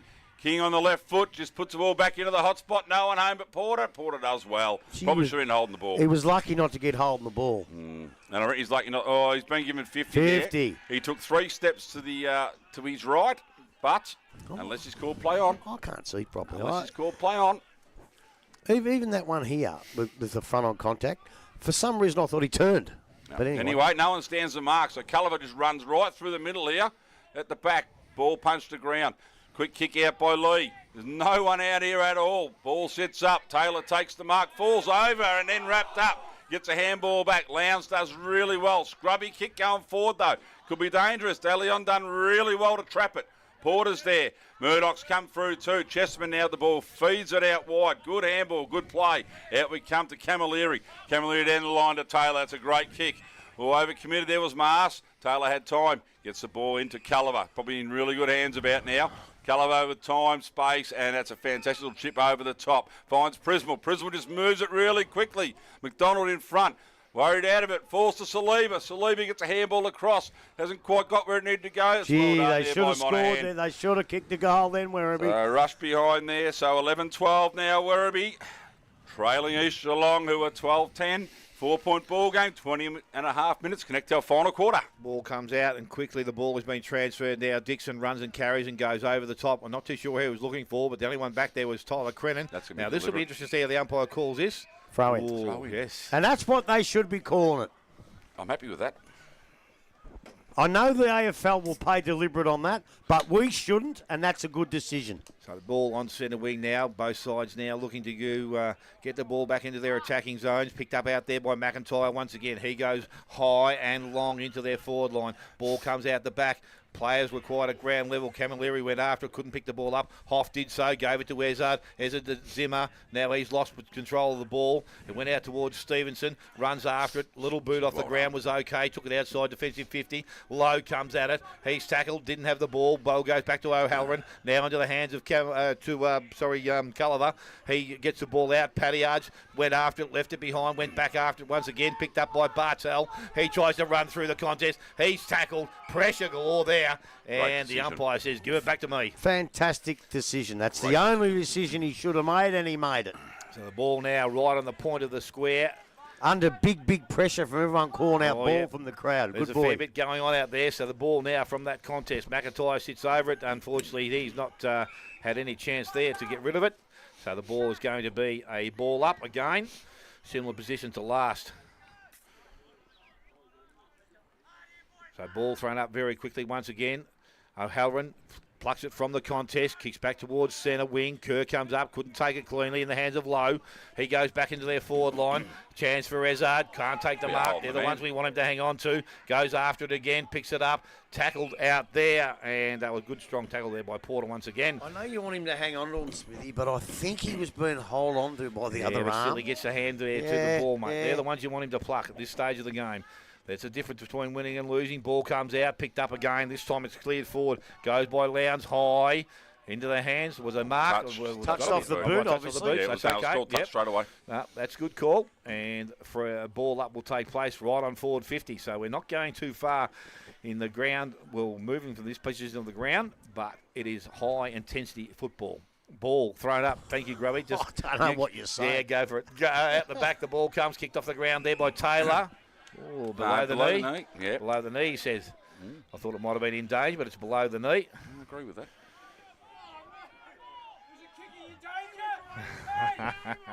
Well, that's what I thought. It wasn't kicking in danger. No, so the ball took the legs from under him. The ball now in the hands of Crennan on the half-back line. And he looking down the field now to see where his best options are. Goes in the direction of O'Halloran. Ball comes down, and it's going to be picked up out there by Dixon. Wow. And well, there was nothing in that. I know they might have clashed heads, but they were both going for the football. There's nothing there. No, shoulder to head. Yeah, that's what it was. nothing there at all. No. Both players up and going again. That's a good sign. Matter of fact, it was great footy. Yeah, It's the footy I tough. love to see. Ball from that ruck contest goes back, picked up out there. Prismal sits over the top of it. Billy Andrew goes after it, tries to get out the other side, tackled by Carlton. And we'll go back to the umpire. I think Prisman might have made a little dive forward to see if he could get a push in the back, but this young kid's spot on. The ball thrown up once again. The ball comes out of the contest, picked away by Taylor. Lowe did that nicely, then put the ball down. A good strong tackle, Paddy Arch. Free kick, so Werribee with the ball.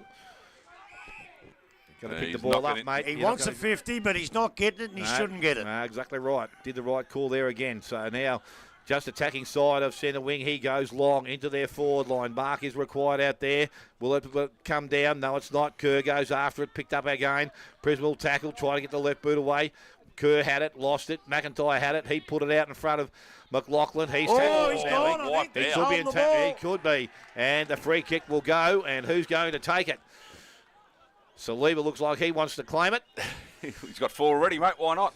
And a chance here to kick his 5th of the afternoon.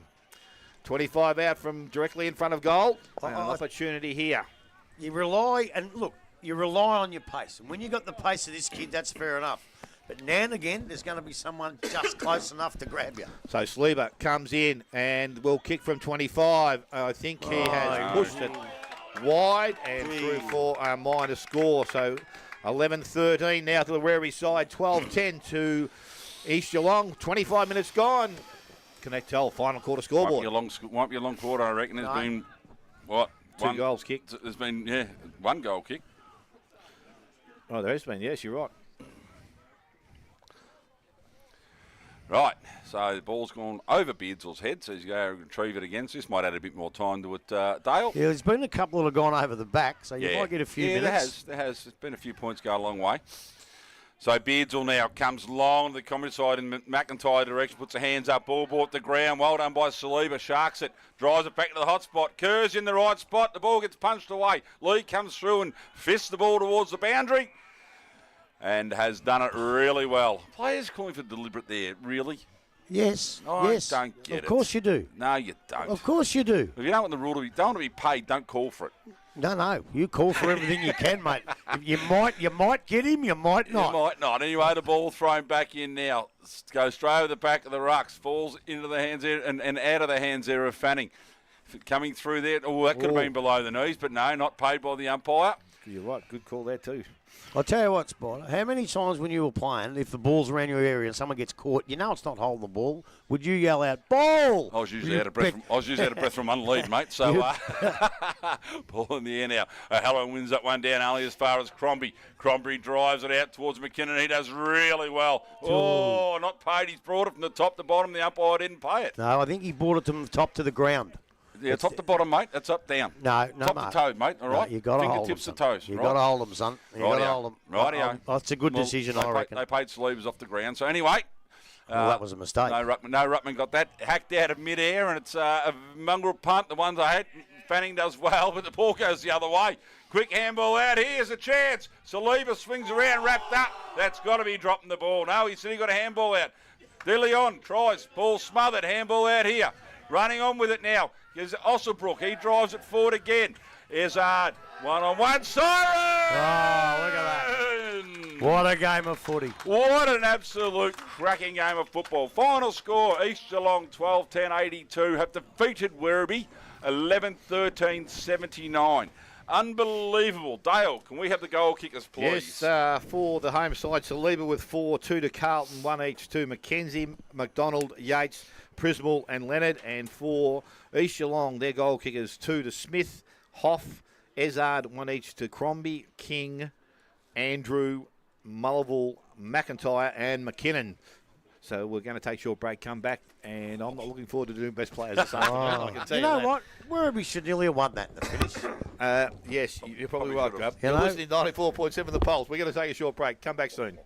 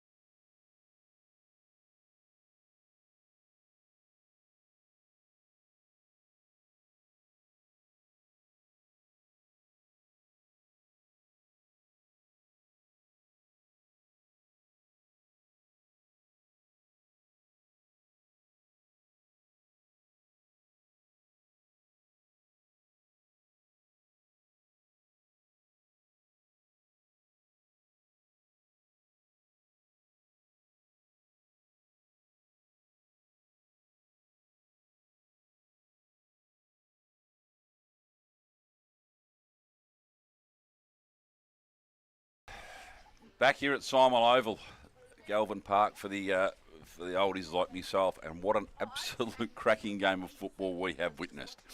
Before we get some feedback from Grubby and Dale and get the votes, which could they're hard, mate. could go anywhere. Belmont Lions 162, leading Bellpost Hill 52.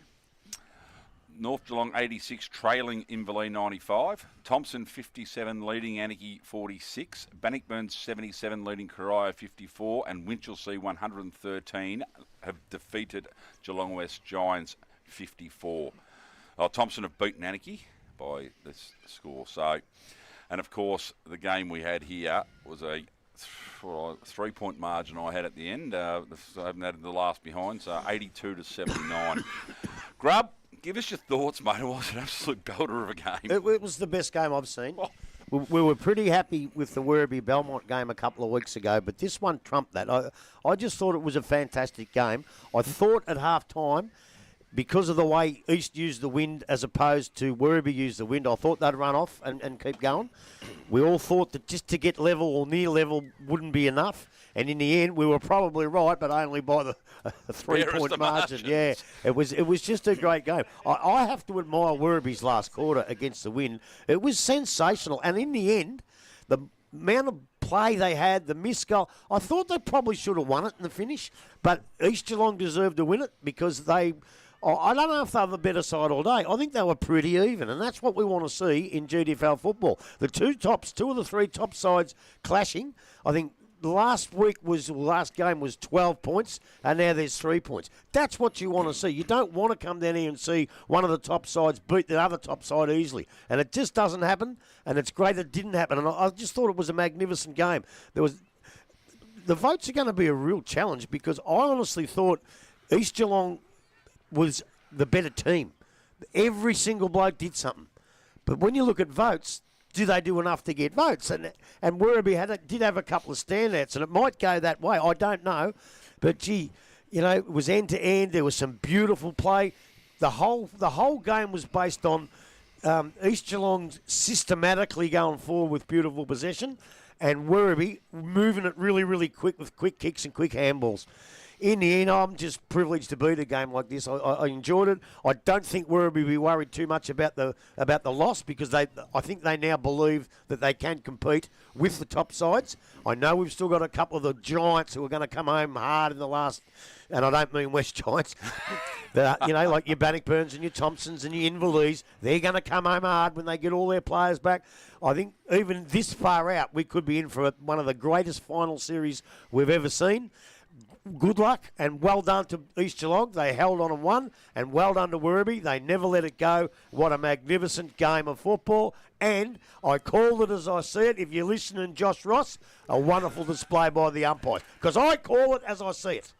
And it was a wonderful display. Dale, what do you got for us, mate? I got nothing. Thanks, mate. No, you can't add to that? No, look, as I said, I sit back and you watch the game of football, and as I said, you'd want to go and see that every day of the week. No doubt whatsoever. But when you sit back and you have to look at players that have played well during the course of the game, I can't find... I'm struggling to find one that could play a consistent four-quarter game of football. There was players that had bits and pieces, and pretty much that's where I'm going to be when I do my votes. And if I get laughed at today, to be honest, I couldn't give a rat's clacker. Well, I think we're all going to get laughed at. Because I'm the same. You look at the side that won the game, and I can pick 2 or 3 players I thought that were consistent but not great.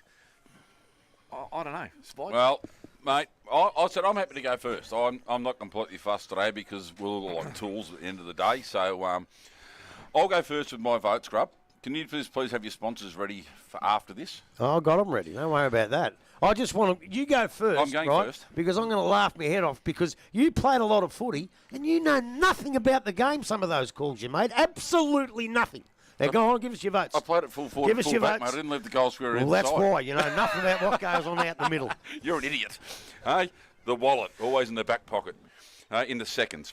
At least I didn't play seconds. I carry my card in my phone these days. I'm up market. I like dinosaurs like you. At least I didn't play seconds footy. At least I didn't play seconds footy, Grunt. You played fifths cricket, you spast. I played first through to sevenths, mate. So what's wrong with that? I watched you bet on video. You can't play cricket at all. I know I can't. Hey, anyway. I tell you, one of the greatest cricketers standing in front of us, the great Clint Prismal. Oh, Sixes every. Come on, give us your votes, will you?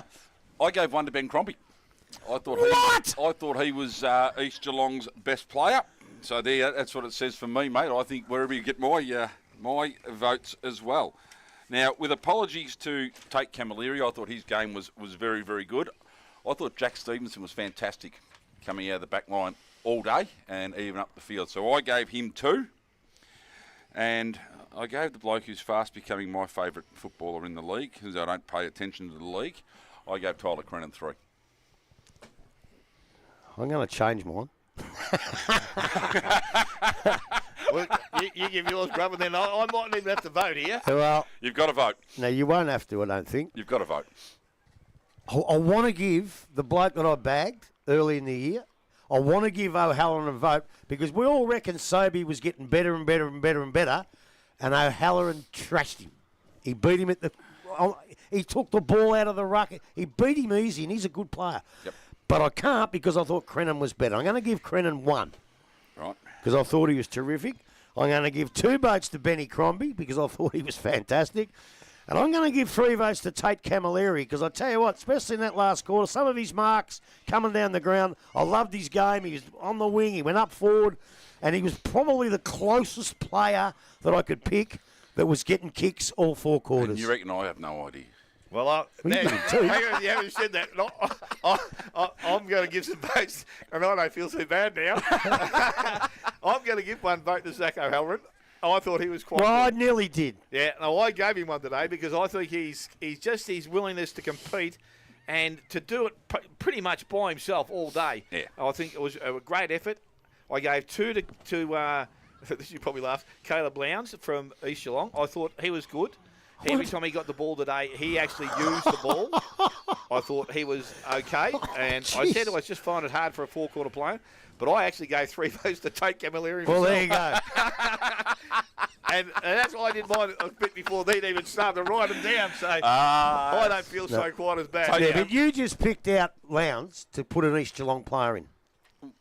Really? Would have been John McIntyre. Really? If that was the case. No, But well, I can name the blokes I didn't give votes to: O'Halloran, Stevenson, Carlton. I thought they all probably. Yeah, Carlton was good. I've seen him play a lot better. He is getting better with each game I've He seen is him getting play better. now. Cam Saliba, 4 goals in the game of football like today. Probably had a chance to kick the winning one at the end, but, you could nearly put him in. Paddy Arge, I thought, was good. McDonald in bits and pieces. Yates, I reckon if he can stand up and play senior football and give you that extra presence, I think he's good. Tyler Crennan never played a bad one. Culliver, you can go on with their list, but Well, Culliver wasn't as good today. not as good, No. but again, he's still very effective when he has ball in hand. Well, that means our player of the day that wins the Hotham is Tate Camilleri. He might sell it back to us as it's too far to travel. Oh, there's always trains, and the train station's right over from the Hotham, so you can get the train down, the train back. Well, he'll be playing in Geelong next week. You can get him on the way home. That's exactly right. Great. Really? That's exactly right, mate. So you want to thank our sponsors before I discuss next week, because you two won't be here. Well, exactly right. Look, I nearly would have done it if it wasn't for you, Spider. I probably would have done it again. I got so absorbed in last week's game that we did forget to mention the sponsors, and I was so absorbed in today's game that I would have probably done the same. But thanks to you, we can go to our quarter scoreboards. Morris Finance, thank you very much. Buckley's, Buckley's have been great for every club. De Grande Cycles, go get one. They're the best. And, of course, Connectel, I don't even know what they do, but they're great at it, whatever it is. They hook up phone internet systems, mate. That's what Connectel do. Well, that's what they do, and I know they do it well. Routley's the mark of the day. Well, that again goes to Josh McDonald. What a little beauty. But thank you very much, Routley's, the best pies around. Corio Bay Health. If you're not feeling well, you need a massage, you need your ankle done, go to Corio Bay Health. Campy Engineering, forget what they do, but they're magnificent at it. They make engineering products. They're engineers, but they make steel products. And they are They fantastic make at steel it. products. Of course, if you're going for a beer tonight, over at East Geelong have won today, so near the East Geelong footy ground, of course, you get over to the Comna Food for a round the corner. beautiful cold beer. Yeah, if you're in the west, the yards, you can't beat the beer in the yards. And, of course, if you get into the city, go and see Maury at the Hotham Hotel, a magnificent, magnificent place, who also, Tate Camilleri, will go to the Hotham for the dinner for 2. The Raiders bingo, the Elders Insurance, the promoted trophies and apparel, and that's where they get the apparel from. And for the other trophies, all the sports tape, all from Victory Trophies, Athlete's Foot, and of course the MVP voted by the coaches in the football and netball is the Athlete's Foot. The Home Mob, I think they give us the flicks. I can't remember. No, we don't do them. We don't do them anymore. But No, we don't. To all you sponsors, it doesn't happen without you. Thank you very much. And what a magnificent game of football. Rightio, lads. You're right, mate. We've got to give a shout out to Alan, who did hold the fort for the last 5 weeks while Steelo. Looking forward, looking back. And I love the way he's got his show called Alan's Music. That's where I bought my records from. Oh, yeah. Hey, some of them my dad bought his records from. They're magnificent. I went from Alan's to Brash's, mate. But none of them beat Steelworks. None of them beat Steelworks. No, they don't. I love the way the Sarot played the Steelworks ad for 3 weeks after. Yeah, I'll be back on January. It was March, you idiot, Steelweek. Next week, lads, we're going to. There are a few good games. But, You're going. I'm going to Corio versus North Geelong out at the Devil's Playground. So that is where I'm heading. I do have a commentary team coming with me. I don't know how good they are. You've only got one at the moment. No, I've got 2. No, you got one. I've got 2. I'm telling you got one. Why? Because you've only got Tagani at this stage. Why is that? Because Robert Cameron, Neville and Tagani himself are looking for the third one. Well, Tagani and I have already discussed that. No, I've talked to him today. He's going to contact me Tuesday to who's coming. Right? So they had a couple lined up that couldn't come. They had Aidan George lined up and he's working. That'd have been handy, wouldn't he? Yeah. And they talked to Busey, but if they get back to me, then you have to pick your own. But that's what they've done. I've got one lined up. Yeah. If need be. If need be. And I think it's looking like that anyway at this stage. Well done, boys. just let me pick it and then we'll go from there.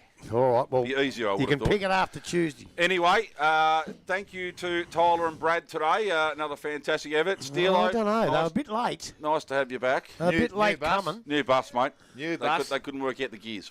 Just got to get the heater in Well, there I now. tell you You're what. right. I'll tell you what. The old bus, that it was just about had it. And this is just as shit, I tell you. Come on, music. Well, I went to Newtown last week, and K-Rock have got this beautiful bus. They got the cushy seats and that. Where's our bus? Yeah, well, unfortunately, mate, we don't have the sponsors that they have. They're pumping all the money to commercial radio, buddy. To listeners, to our people watching on the live stream, thank you again for tuning in. We hope you enjoyed the game as much as we enjoyed calling it today and being a part of it. It was absolutely a fantastic game, and we hope these sides, and probably think these sides will be there come the pointy end of the season. Fantastic showing by both sides. You've been listening to 94.7 The Pulse, your home of local football. Thanks, guys. Thanks, Steelo.